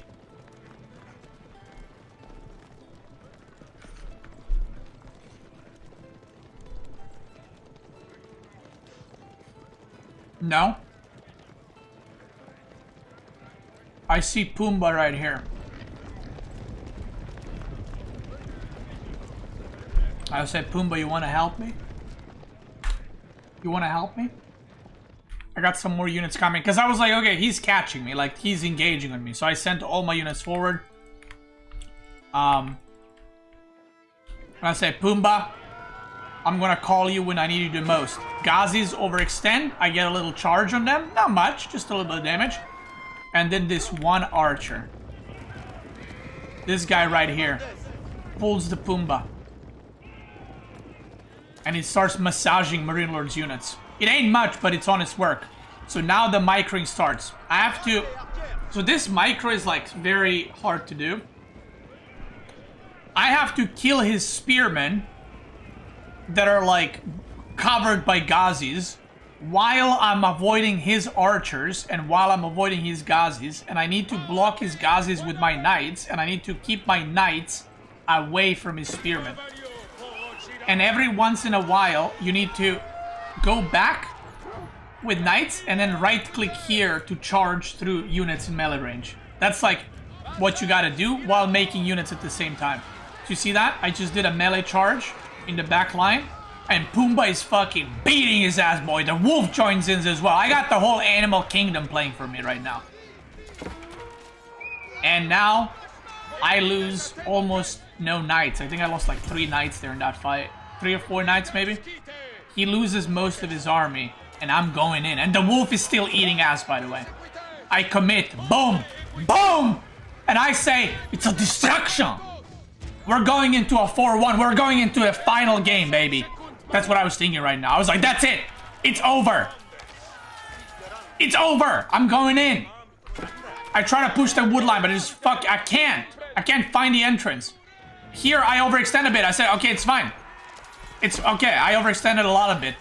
Okay, he's got a lot of units. I didn't expect that. And I lose all my archers, but I say it's fine. I got more units. I push in! Did you see that? Fuck, I was gonna show you that. I don't know what happened, but I move commanded my knights behind. And when I did this, I was like, oh god, no. Because not only I move commanded, like not only they did an attack, now they're like stuck in his units. And I was like, oh, fuck me. So it's like, even if I run now, I'm gonna lose knights. So I was like, okay, I have to retreat while attacking, because otherwise I'm gonna get butchered. And then I misclick again! I send them back in, and I'm like, bro, what the fuck am I doing? But at the same time, I get a knight in, and I was just like, oh god, this is not... And I was just like, did I just throw the game? So remember that game against Anotan where I lost like 20 villagers? To 2 camels? So I was like, okay, I'm building a fucking tower to see it. You know what I mean? It was the captain. I mean, okay. Okay, in all seriousness, do you know what that was? Do you know what the push here was when I lost all the archers? And do you know what that was when I move commanded? It was... Here, I was like, I'm winning. I'm winning. I'm doing it. And you try to end the game. And then you overextend. And then you go back and you're like, okay, I need to engage again. Because I'm behind. And then you fuck it up. So this is where the tournament experience and like... This is what's different between ladder and a tournament. You know what I mean? In a tournament... When you win a fight, it's like you feel you can end the game. Like, the moment you win a fight in a big way, you're like, I'm winning 3-1, it's about to be 4-1. You know? And that's where you kind of have to just chill and remain calm. And in this game, I didn't, obviously, because I fucking pepegaed. But I was like, okay, calm and collected. Let's just do this again. Let's just take a chill pill, you know. You can see I'm not overextending now. Let's just do it slowly. I find out he's got some berries here. I'm like, okay. Let's just take good fights. He's not gathering berries. I remember I was like actively like I wasn't talking to myself, but I was like, okay, he's not on the berries. He's either out of food or he's on the farms. And I was like, okay, I see a good engage here. Let's go for it. Killing some spearmen.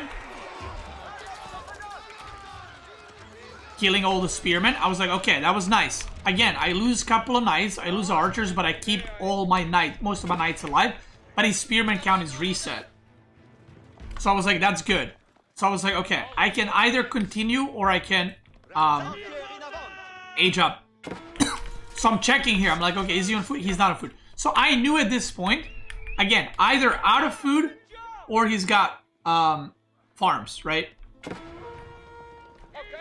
In which both situations, I was like, I think it was around this time, I was like, I could keep pushing, but so this is a situation where he has to make units, okay?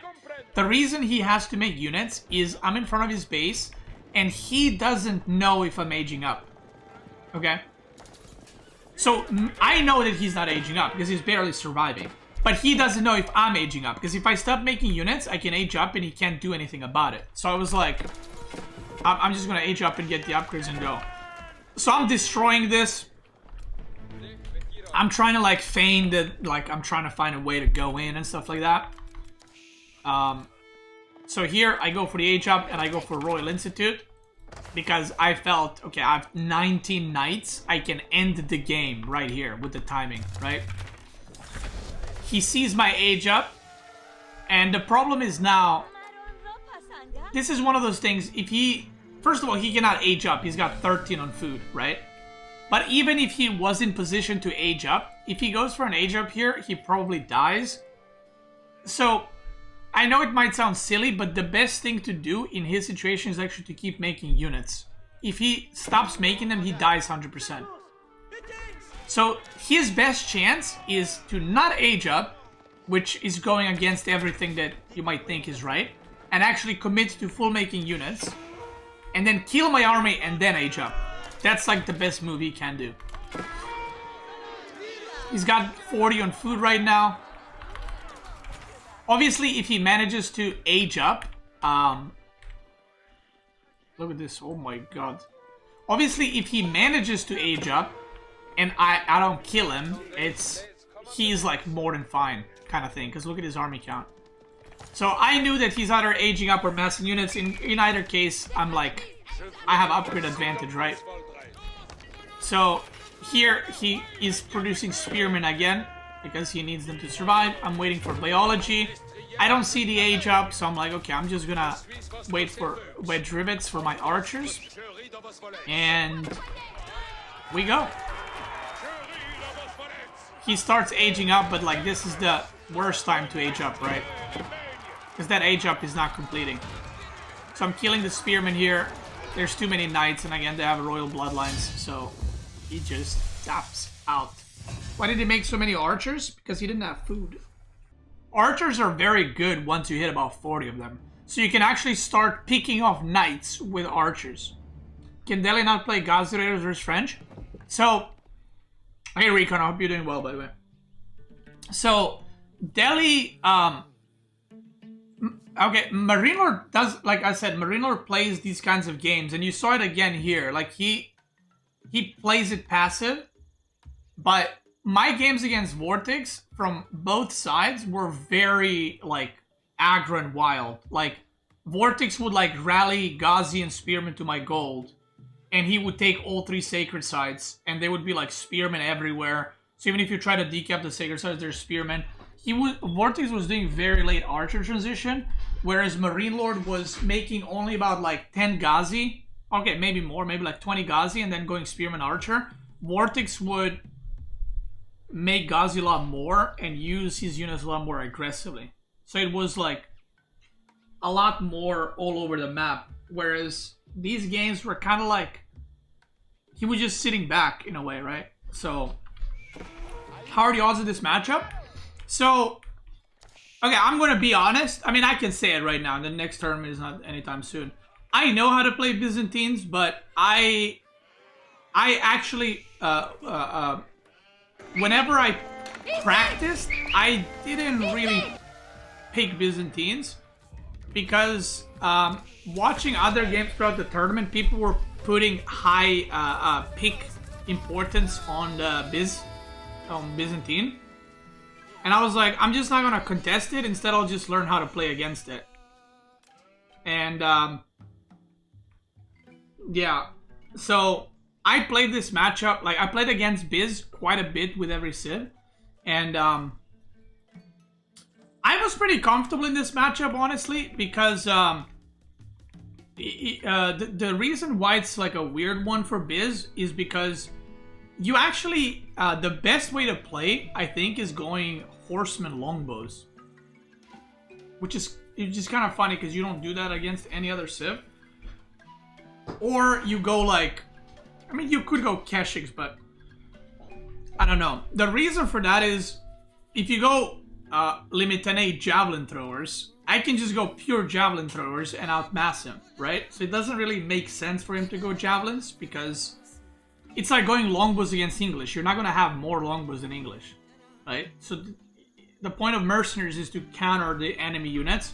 So if you make Mercenaries the same ones that the opponent has, you're going to lose, right? So in this game, disaster struck in a pretty bad way. So I don't know. I don't even remember if I saw this. I did not know he's going 2TC. Like, I don't know if I barely saw this. I don't know if I even... Maybe it was building and I thought it's a house. I don't know. But now I was going to go and see what mercenaries and where the Limitane so I can start pro scouting.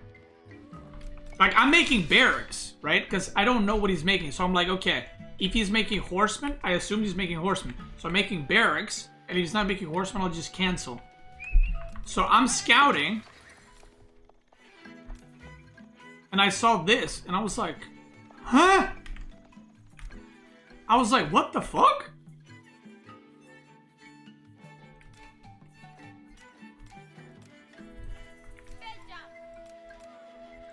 Can we just talk about these berries for a second, by the way? So anyway. This is my genuine opinion.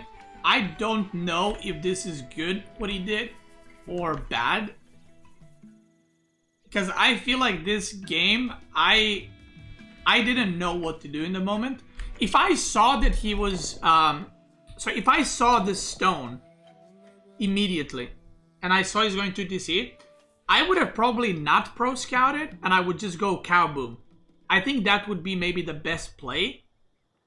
Like old school cow boom, and that's it. But because I already committed to pro scouting and I didn't see it, like I could have also denied this TC, right? Or at least torched it or put some pressure on it, you know? Because if he gets TC somewhere else, like let's say here, then he doesn't have access to gold. So the game is different already. But because he gets it for free on the gold, I was like, I don't know what to do now. Because I felt like I'm kind of committed into pro scouting. So I was like, okay, let's just pro scout. Maybe I should have just gone on gold now. And just gone cows. But I don't know. So what I decided to do instead is I was like, I'm just going to go all in. I don't even know why I'm making donzos. Like, it just like, I don't know what to make, right? So I was just like, I have barracks, I might as well make it. So now I was like, I'll make archers. Look at this fucking bug. Idiot. Look at this. Look at this!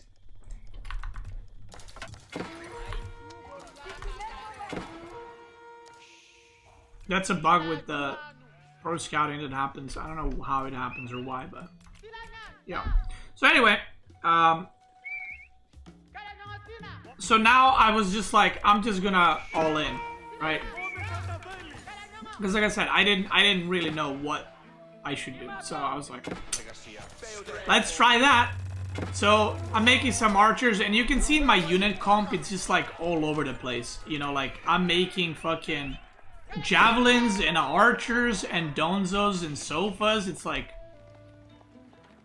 it's a little bit of everything. And these berries fucking killed me, man. One tower, double berry pack. It's crazy. And this berries gave him like so much tempo with so many longbows that he made. It was crazy. So now he's pushing. This game gets pretty funny later on. So now he's like pushing, and now I'm pushing, and I'm like, okay, can I commit to this? Do I attack? Do I fucking defend? He's got a lot of units already. Like, his economy was crazy good. He's got level 3 cisterns. His economy is doing work, and I see the age up, and I'm like, bruh. Because I just started Cowboom, by the way. Like, right now I just started Cowboom. He's aging up to age 3. GG, you're the GOAT. So now, thank you. So now, I'm like, because he has so many, usually if Biz goes fast castle, they don't have a lot of units, so it's okay.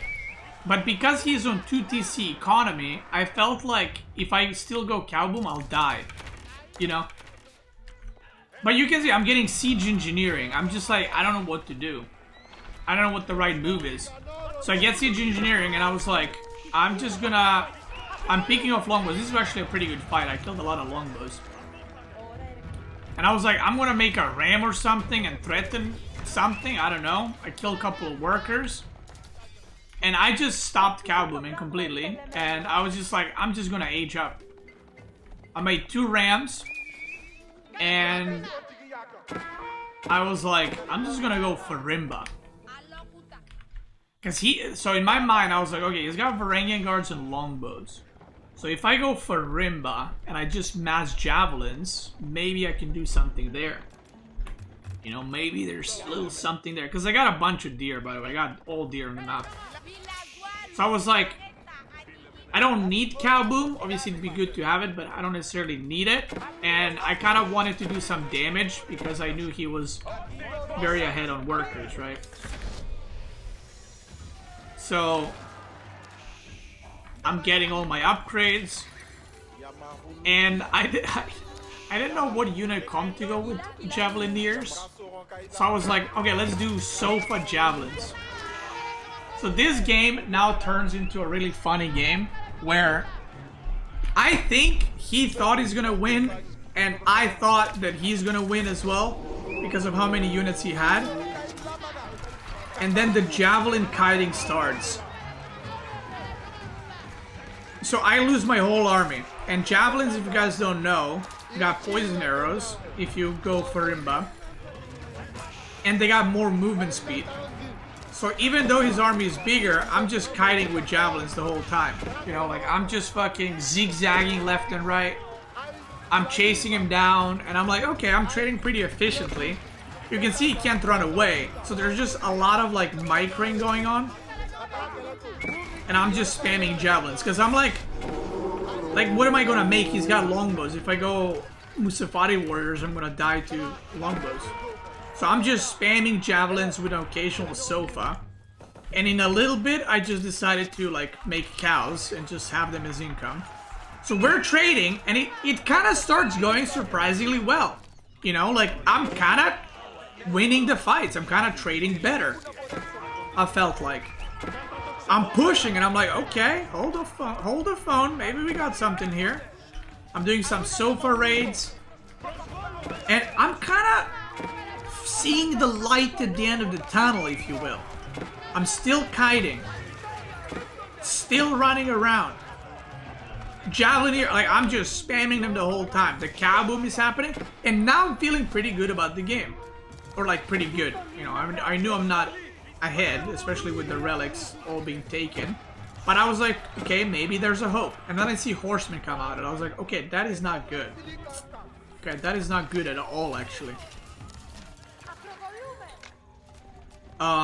Because if I go Donzo, I'll just die to horsemen. So I push here, and I was like, okay, he's out of gold. If I block the gold, maybe I can win. So I was like, let's try to push here. But you can see like the eco that he has is really good, but he also has oil, right, from all the farms. I mean, now his eco dropped because idle time. But he's cooking, you know? So I'm like, okay, let's push again. I'm micring my heart out. Every once in a while, I'm like raiding. This is my vision.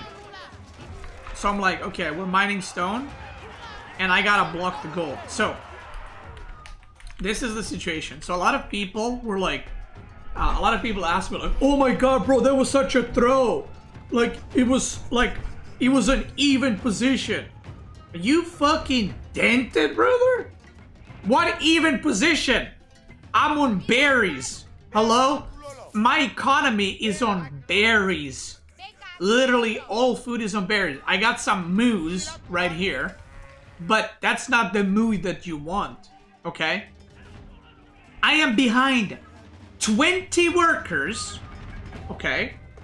5 relics, double the army for him, right? Double the army, and he's got cistern level 4, and he's got fucking oil. Yeah, and I killed 30 villagers, by the way. And that's how far behind I am. Like, so when people said I threw this game, it's like, bro, I was never ahead in this game. I don't know what you guys watched, but there was not one point where I was like, oh man, I just fucking threw it. I was behind from the get-go. From the moment the TC was up and I chose to all in, it was Jover. You know what I mean? Like, it was not a good spot. So I knew I was behind. I didn't have a second TC. He's had a second TC the whole game. He's producing with this shit as well. So I was like, my gold is here. There's no other golds on this side. So if I manage to drop down a keep, maybe I can keep him in castle while I build up my economy, and then I go Imperial, or the game gets delayed to a more even state. Like, look at my army, bro. That's 20 javelins. He's got 28 longbows, you know? And he is full producing horsemen now, by the way. Out of how many stables?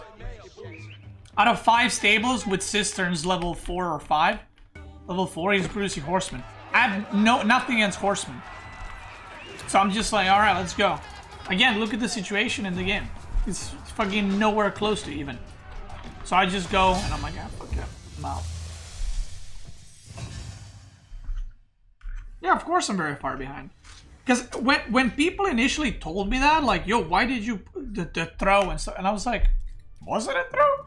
Because I knew I was killing villagers, but I also knew it wasn't enough. So I was like, maybe I was in a decent spot. Like, maybe I could have played on, but yeah, I mean, then I watched it. I was like, nope, I was fucking dead. I was dead. Did you talk to MarineLorD after a tournament? No. Do you think 2TC is legit versus Mali? I actually don't know. Like, I usually have, like, that Lakeside game, I feel like if I played it again, I would win, or at least do better. But that game, I actually don't know. But I think, right, if I play that again, even in the spot that I was in, like, I just saw the TC all of a sudden, I would probably immediately cancel the barracks, put like 15 workers in gold, and just go cow boom. Immediately. Okay? That's what I would do. Now, would that work? I don't know. But because I haven't played, like, 2TC Biz is not very common. And even when I played against it, it's like, when did I play against it last time? So I don't know how that works out. Cowboom is better than 2TC? In general, yeah, but 2TC Biz scales a lot better than other civs with 2TC because of the cisterns. So not only you have 2TC, but you also have cisterns that increase villager Dear gathering. Mr. Beasty, we are the esteemed law firm representing Mr. MarineLorD in all matters pertaining to Age of Empires 4. We must respectfully request that you cease and desist from further public taunting of Mr. MarineLorD. Oui, bonjour. Thank you, Luca. Appreciate it. So yeah, I'm not sure how that matchup goes. In general, yes, Malian Cowboom is like even slash a bit better than 2TC builds. But again, Byzantine is a bit different because other civs, when they go to 2TC, they don't have units, but Byzantine has units. Still, they have mercenaries. So when they age up to castle, it's not like they have 0 units. They will have like 15 mercenaries if they're longbows. So, I don't know. It's different. Is second TC influenced by the sister? No, it's not. But what I meant by that is like, now you have 2 TCs getting value from the cisterns. You know what I mean? From the extra villagers getting boosted. 2 TC Bizfield is unexplored. I mean, 2 TC, like, in general, I feel like is not good.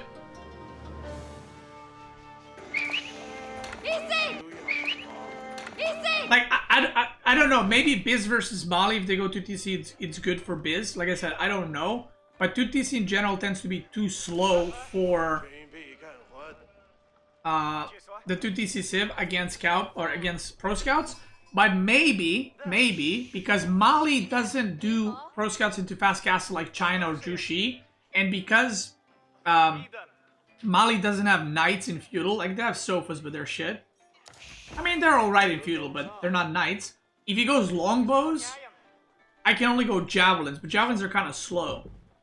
So maybe in that specific matchup it's okay, but I struggle to see how the fuck would Byzantine survive against French. Because I've beaten Byzantine with French or JD in Feudal Age when they're 1 TC. If they're 2 TC, there ain't no way they're gonna survive. You know? But I don't know.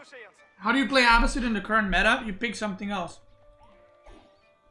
Okay, so this was the last game. The score is now 4-2. Do you think your relationship with MarineLorD will be tainted? I mean, do you think you'll be tilted after all the banter and 5-2 song? Especially because you kind of won a lot more times in tournaments. And as per my knowledge, never taunted.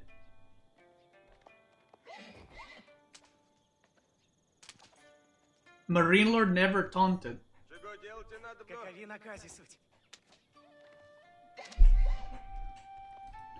Bro, your knowledge is bronze 7 if you think you never taunted.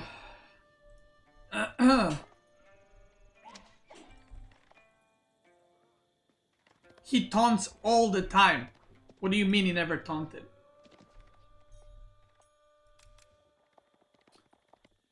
What the fuck you mean?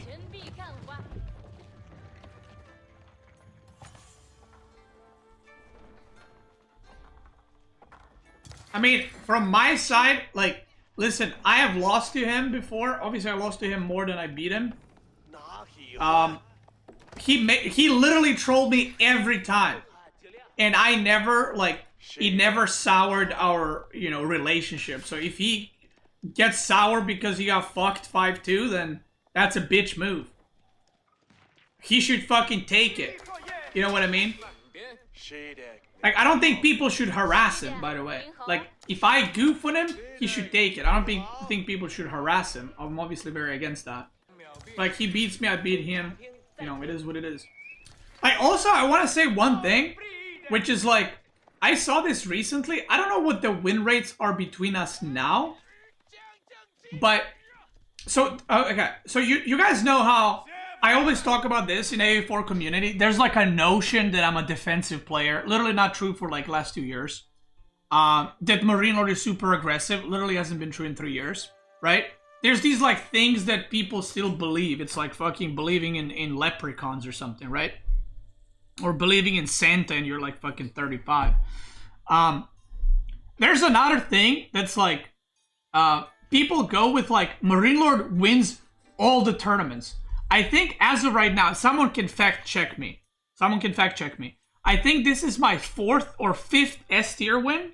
Like a big tournament win. We both won 1 LAN event. No, sorry, he won 2 LAN events. My bad. He won 2 LAN events. But I count those in S tier. So I won 4 or 5 S tier events. He has won 6 or 7 S tier events. Which is more than me, by the way. More than me. No. Right? But when people are like, yeah, he wins all the tournaments. If it's 4 to 6, is that really all the tournaments? Like, what are people yapping about? Another thing is people go with, oh yeah, Beasty never beats MarineLorD thing, right? This is another one of those like fairy tales. I think before this match we just played, the finals, he had, I think, like 67 or 68% win rate against me in best of 5s or whatever, or in series, in matches. So like if we met in a tournament, he wins, that's 1 win. He had about 68% or 69. But in games, when I say games, I mean like if it's a 3-2, that's a 60% win rate.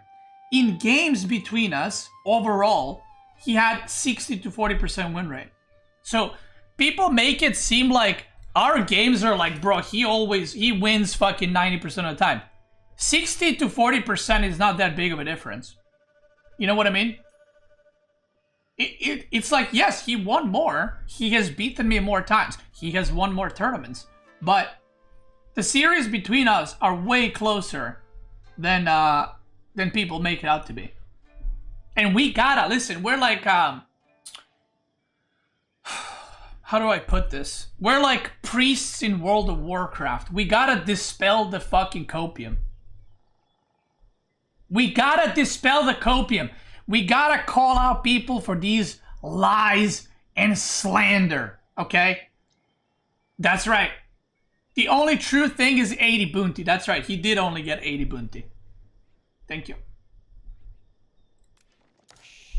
We gotta fight against this. You know, when I did the winner's interview, he won 6, I won 4. S tier?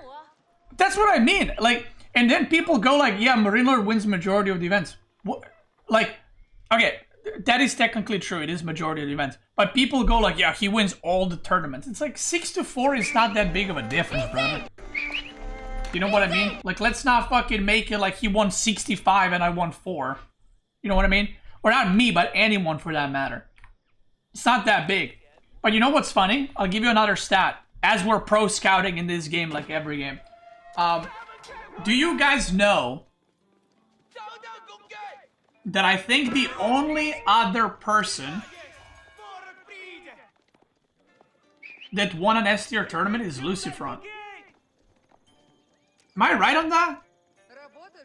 Okay, I mean, technically Viper won the very first tournament in AV4, but that was like first month of the game, which is like, eh.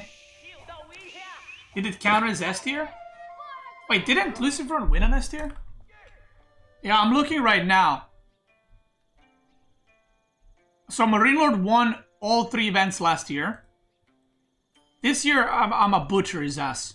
Let me tell you. 2023, I won 2. He won 1. I think it was here that Lucifron won, but I think it was A tier. But to be fair, like that tournament was big, I remember. I would count that as S tier. Oh, do you guys remember this tournament? Like these tournaments happen in fucking, this is first month of the game, this is second month of the game. I think I was still playing only Mongols when these tournaments happen. What makes the tournament S tier? I think it's like is it $15,000 prize pool and more? Yeah, that was the animation canceling tournament. Yeah. That tournament was something. Okay. Been away from the scene. Thought Vortex left with Lucifron. Any reason why he came back? I mean, Vortex went to play AOM. I went to play AOM for a bit. He stayed a while longer. And I think, I don't know if this is true. It's obviously you gotta ask him, but I think he, after playing AOM, I think he grew to appreciating AoE 4 more. But also, AoE 4, while he was gone, got some changes that made AoE 4 more enjoyable for him. So, like, he just likes the game a lot more now, you know? That's it. Okay, let's go back to the game. Pro scouting happened. I got deer, he got deer. Poggers. Now, this matchup is, in my opinion, favored to Rus. So, when I lost the last game, I picked Dry Arabia because I knew he's probably going to pick China, and I'm going to go Rus, so I'll have a good matchup. He played it pretty well, actually, initially, and I was kind of getting a bit worried. I was like, okay, maybe I'm kind of getting cooked up a little bit here, because Rus is supposed to get like 3-4 relics here in this matchup, but he actually did a really good job denying the relics, and I ended up not actually picking up a lot of them. I think I took like 1 or 2 only. Like, he denies me here. He's got some horsemen. And I can't really, like, I'm killing the units, but I'm not taking the relics, so that's kind of a problem. And now he took one relic, he took the middle one. And I was gonna take this one, and I was gonna fudge. This one I yoink. Maybe I took 2 relics, I'm not sure. So we're kind of just fighting over relics right now. He goes for a barbican here. Yeah, I got 2 relics, he got 3, which I wasn't really happy about. Because, like I said, I feel like 3-4 is a good number to get. So, this matchup is pretty even until one point, and it's why Rus is favored in this matchup, in my opinion. Alright, managed to get some good kills here, which was very nice. 4 worker kills, I was like, fuck yeah. The reason why Rus is favored is right now it's even, right? I mean, he took 3 relics, I took 2. He's got Song Dynasty. He's making, like, unit count is very similar, right? It's all very similar. Where it becomes quite good for Rus is when China runs out of food. So I have more food than him because of the high trade house. I mean, look, this is 5 deer from the high trade house, right? Or 6 even. So I'm gonna have more food. And on top of that, because I'm getting 20% extra wood, he does too actually, but I can transition to, because I have more passive gold, usually, I can transition to farms later, which means I'm gonna have more units early on. And China doesn't tend to go for the boar. Now, boar was very good spawn for both him and me this game. It was very close to our base. Boar is usually like here or something. So if the boar was all the way here, he wouldn't be able to get it, but boar spawned close to our bases, both our bases. So basically, Rus has full map control, needs to transition to farms later. China doesn't have the boar, so that's 2,000 food less. Obviously, they have IO supervising, but when they're doing their farm transition, is they make no units for like 2-3 minutes. And that's when Rus is like still pumping units, and you do a big attack and you can just win the game with Rus. So that's kind of the weakness, I guess. But again, you can see, like, just look at the game. What I was talking about MarineLorD. You see how he's just controlling the game. He hasn't crossed the middle of the map. He's waiting for me to overextend. He's slowly going from sacred sites to sacred sites. Look, he's getting the boar. He's slowly securing it. He's not harassing with horsemen. He's not going around. He's not taking any risks. He got a second TC up. He's just playing it very, very safe. So here I go for a push, and he got a lot of Zuginu, so he's killing my horse archers pretty well. And I was like, okay, maybe I should have probably kept pushing here, to be fair. I don't know why I didn't. I kind of pushed out. I think it was because it was 4-2, and it's like if this is a ladder game, I keep pushing here. I just fucking send it because there's only 6 spearmen. So if this was a ladder game, I 100% push there. But because it wasn't, I was like, okay, let's not risk it. You know, you start overthinking. You're like, let's not throw the game. You know, shit like that. So I'm transitioning to farms. He's transitioning to farms, but I still have food income. Look at this. See, this is why Rus is better in this matchup. Look at his food income. Look at my food income. We're both making farms, but I still have food going.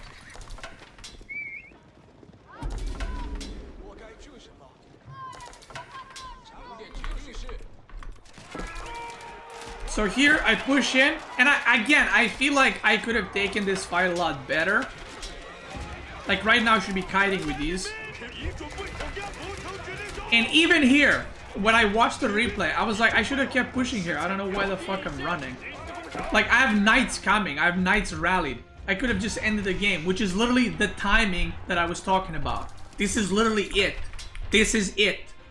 Like, his farms haven't kicked in fully yet. And then I just go back like a fucking dent. But, you know, that's what it is. So now I was like, okay, let's get sacred sites. Let's get some tower upgrades. I'm gonna speed it up because this video is probably gonna be 4 hours already. So he tries to make a keep. I managed to kill some workers, but the keep does indeed complete. I go for a push here, killing some more units. And right now, I'm kind of ready to age up. I get double siege workshop. I'm like, okay, let's go for some mangoes because he's got a lot of ranged units and stuff.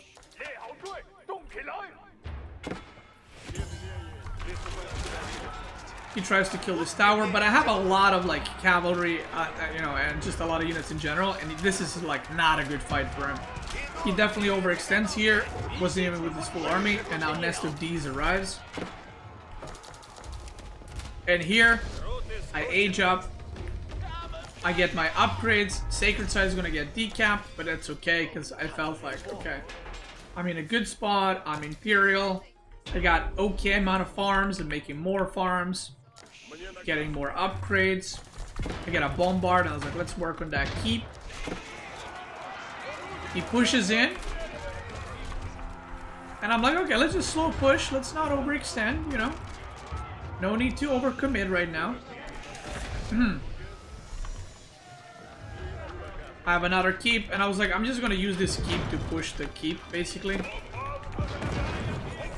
I have bombards, and the thing is, if he goes for a fight, I can actually just kill Nest of Bees with my bombards, as long as I keep kiting.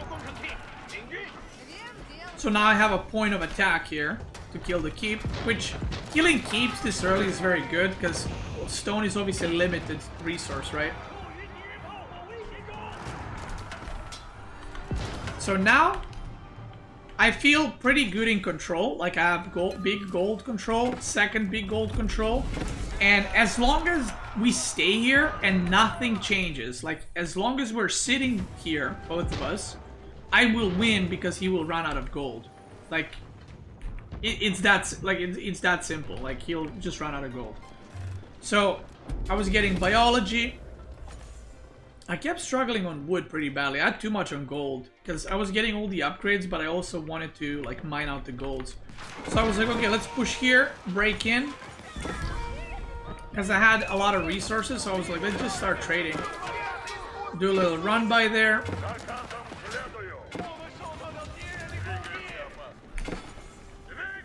And now I was transitioning to Streltsy. I still got a lot of archers, but Streltsy are obviously going to be very good against spearmen or horsemen or whatever else. So I was just like, let's push the sides a little bit. Let's, you know, do some pressure. He pushes in here. Now this is an interesting one. So he's pushing in, and the Nest of Bees, if I stop, will shoot. Okay, this is important. If I stop, the Nest of Bees shoot. But if I don't stop, my bombards die. So what I did is I did a line formation. I left my archers here to tank the spearmen so my bombards can run away. And then I kited with Streltsy to not get hit by Nest of Bees. So it was like I basically traded out archers to make sure my bombards survive. And I obviously traded for a lot of his melee units, but the most important is bombards survive, right? So now I'm trying to push this gold so I can block him from gold. And you can see I'm just rallying everything there. I have another keep here. And then I'm going to make another one after here to block his wood. He's doing some Palace Guard run-bys, but they're just getting mowed down by Streltsy. So I like that quite a bit. And now, look at my army. It's literally like 34 Streltsy here and 3 bombards. Because it's like, what is he going to make against that? I'm doing a little run-by here. The whole game I was doing these kinds of run-bys. I wasn't paying much attention to them. I just wanted to distract them as much as possible. While I did like my main pushes. And here, again, the keep goes down. Siege Workshop goes down. And now I knew that he is not mining gold at all. So this is the point where he's got... I have multiple win conditions. So I have a win condition of just killing him. I have a win condition of sacred sites. And I have a win condition of gold. So all I need to do is not do massive army throws. And I'll be fine. So I'm killing off some Nest of Bees. 2 Nest of Bees go down. And obviously, 2 or 3, I don't know how many I killed, STBs go down, and I lost 3 bombards. So while that's not a good trade, he is out of gold. Like, all the gold he's getting now is relics and taxes. So he started making fire lancers, and like, he was trying to kill keeps with fire lancers, and I was like, okay. Because I had knights, so I was just chasing them down and killing them. I was like, alright. Oh, this was so nasty, by the way. Look at this. Look at this. A destruction. So he sends few fire lancers, but they actually die to fucking Streltsy. Then Streltsy end up farming workers again. So fire lancers hit here, and I do lose some villagers. But behind this, I was transitioning to pure Knight, Streltsy, and Mangonel, and like 1 or 2 Bombard. So what I'm doing here is I am blocking this wood line because it's his wood line. So if I block this wood line, he'll also run out of wood, right? So I'm building, you can see what I'm doing. I'm building a tower here to give me vision across, right? And I'm building another tower here so I get vision so that he can't chop wood. And if he can't chop wood there, that means he has to go on the wood here. And if we fight there, he's out of wood, right? So it's just like, this is like choking out your opponent from resources, basically. While I'm not like doing anything, kind of.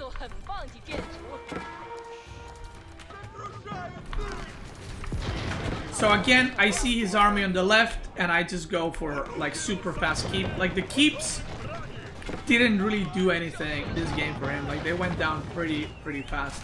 So now he's pushing this gold, but this gold is almost depleted. So it's like, even if I lose it, it's not a big deal. So this is the advantage of having cavalry. So now his army is here. Cavalry is faster. I can rotate and I can push through the middle. So now I finally have an opening into his base, right? So I immediately take that. I was just like, I don't care about this. He can die. I don't care about sacred sites. This is like the time where I can actually push and potentially end the game. So I kill a bombard. Very good start. I'm killing the landmark. I'm killing the monastery. Like, I'm just causing problems right now. And mind you, he is chopping wood here and here to the side, which there's not a lot of wood. He destroys this because he needs to reposition from this angle where his reinforcements are, because now his reinforcements are dying. And now I'm sniping the landmark, and once this landmark goes down, or if it goes down, he would lose a lot of vision. But he goes for, he goes for an engagement. Bombards are on nested bees. He gets really good shots on Streltsy. Mango shots, really good on his backline. The knights are still tanking. I'm trying to get rid of nested bees. And now the difference is, the economies are both good, right? But the difference is, I still hold sacred sites, and my army is like 25 Streltsy that are still alive. So he loses nested bees effectively. He has no counter to Streltsy right now. And that is a pretty big problem. He gets cleaned up. He could have potentially remaxed, but he's remaxing with spearmen and lancers. And then the horsemen arrive. And he taps out. Your champion. Cutie patootie tootie fruity booty. Congrats. So we actually got a imperial game. Or like not an imperial. We had an imperial game in Japanese versus Byzantine, but we got like a longer imperial game because all the games were like feudal or castle, right? Apparently, MarineLorD said that he was on 4G and had a lot of connection issues. From what? Okay, so people are now spreading this like rumor that MarineLorD was lagging the whole time. That's why I lost, you know, because God forbid, guys, I outplayed my opponent. You know what I mean? So people are... that's why I said people are spreading this rumor. MarineLorD did not say this. People are just full of shit. MarineLorD did have lag at King of the Hill, like, in the last minute. We paused the game, and he said, hold on, like, my internet is lagging or something. I waited, like, a minute or two, and he said, okay, it's fine now. But... yeah, so people... so MarineLorD said, yeah, he lagged in Game 4, right? And people took that, and it went from like, MarineLorD lagged in game 4 to like, bro, he was playing on fucking dial-up the whole series, guys. He was downloading Spearmen as they were coming out. MarineLorD didn't win because he didn't download the graphics for the fucking elite units. That's why he lost, guys. It's like, just shut the fuck up, dumbasses. What do you mean he was lagging? Yeah, he was sending smoke signals, dude. That's right. Guys, he lost because he had a 3-hour delay on his units because he had to send a smoke signal where his units want to go. Yeah. Okay, another question before I call it here for this video. Another thing people asked is like, how come I lost to MarineLorD in the winner's bracket? Did I throw on purpose? I even heard people saying, like, did I throw the games on purpose to like hide strats? So I lost here 3-1. So people asked, did you throw games to not show them? And it's like, if you lose here, you have to play more games in lower bracket. So where's the logic in losing to play more games to hide strategies? People really asking that? Yep, a surprising amount of people. So this is the full bracket, by the way, for those people that have not seen it. But what happened? I mean, nothing happened. Like, in group stage, I fucking struggled, you know? Like, so when were these matches? January 18th. I came home. So I was in South Africa for 3 weeks, as you guys know, and I played like once every 3 days. Like, I was playing on 200 ping. I made a decision to practice. I came home on January 8th in like the evening or middle of the day, and I basically streamed. I announced I'm gonna be practicing, and I started my practice on January 9th. These first matches were January 18th, like a week later, after not playing the game for like 3 weeks or like playing every few days and practicing for only a week. I played my first tournament matches. I beat Mio Micah 3-1. Then I got wrecked by Louis, and then I beat Demu 3-1, right? I was not in good shape. Like, this was 2 weeks after I started practice. Then we went into playoffs. This is third week of my practice. I beat Wham 3-0. And then MarineLorD beat me. I mean, you know, he just beat me. That's it. There's no excuse, no copium. He played better. He beat me. And then basically I had a full week of extra practice after that. And obviously I watched those replays. I saw how other players are playing. I adapted some things, changed some things up, and that's it. What do I think? What happened to Wham and Puppy Paw last year? They were looking crazy. My opinion on that, I mean, I don't know. Like, I don't know how they feel about it. I personally feel they had completely wrong read on the meta. I think they play a lot. I'm assuming this. They play a lot with each other. And all the games that I watched of them, they don't really they pro scout, but they don't commit to it. So I feel like they kind of did a pro scouting as a way to get food and then play on the game as normal. Whereas me, Anotan, MarineLorD, and Vortex were pro scouting to kill our opponents. Right? And we practiced a lot to fight over the deer, and I feel like they didn't. And I think they were still trying to do like Biz Fast Castle. Maybe they thought it was fine. Maybe they underestimated how well prepared the other players were. I'm not sure. I always said, like, I've been saying this for a while now, and I've said it in this tournament, even in group stage. I said, like, I think in top 10, a lot of players can beat a lot of players. And I think I even said in the group stage interview that in round of 8, you're going to see, or going forward, you're going to see a lot of unexpected results this tournament that, like, you would think would not happen, but they did happen. And I think viewers maybe underestimated a lot of players. But remember this, guys. S-tier tournaments and other tournaments is not the same. It's not the same. You know, if someone is playing like a KP weekly, and I don't mean any shade, But if someone is playing KP weekly, they're not like, oh god, if I lose this, I'm out. Oh my god, that's... Holy shit, if I lose, I'm out. No one's saying that, right? People are playing, they're practicing. In the big tournaments, it's like, even if you're not thinking about it, you feel it. It's like, you feel that if you lose, you're out. Like, that's it. And then you're like, you know, maybe you start getting into your head, like, oh, I should have performed better. I should have won that. If I lose against this guy, that's going to look bad. And that's it. This 5-hour video, if you're watching on YouTube, I want to thank you so much for watching. I appreciate y'all. I hope you enjoyed the reviews. I hope you enjoyed the tournament. I'll be playing in more tournaments. Thank you so much. Boop. Twitch gamers, let's keep going.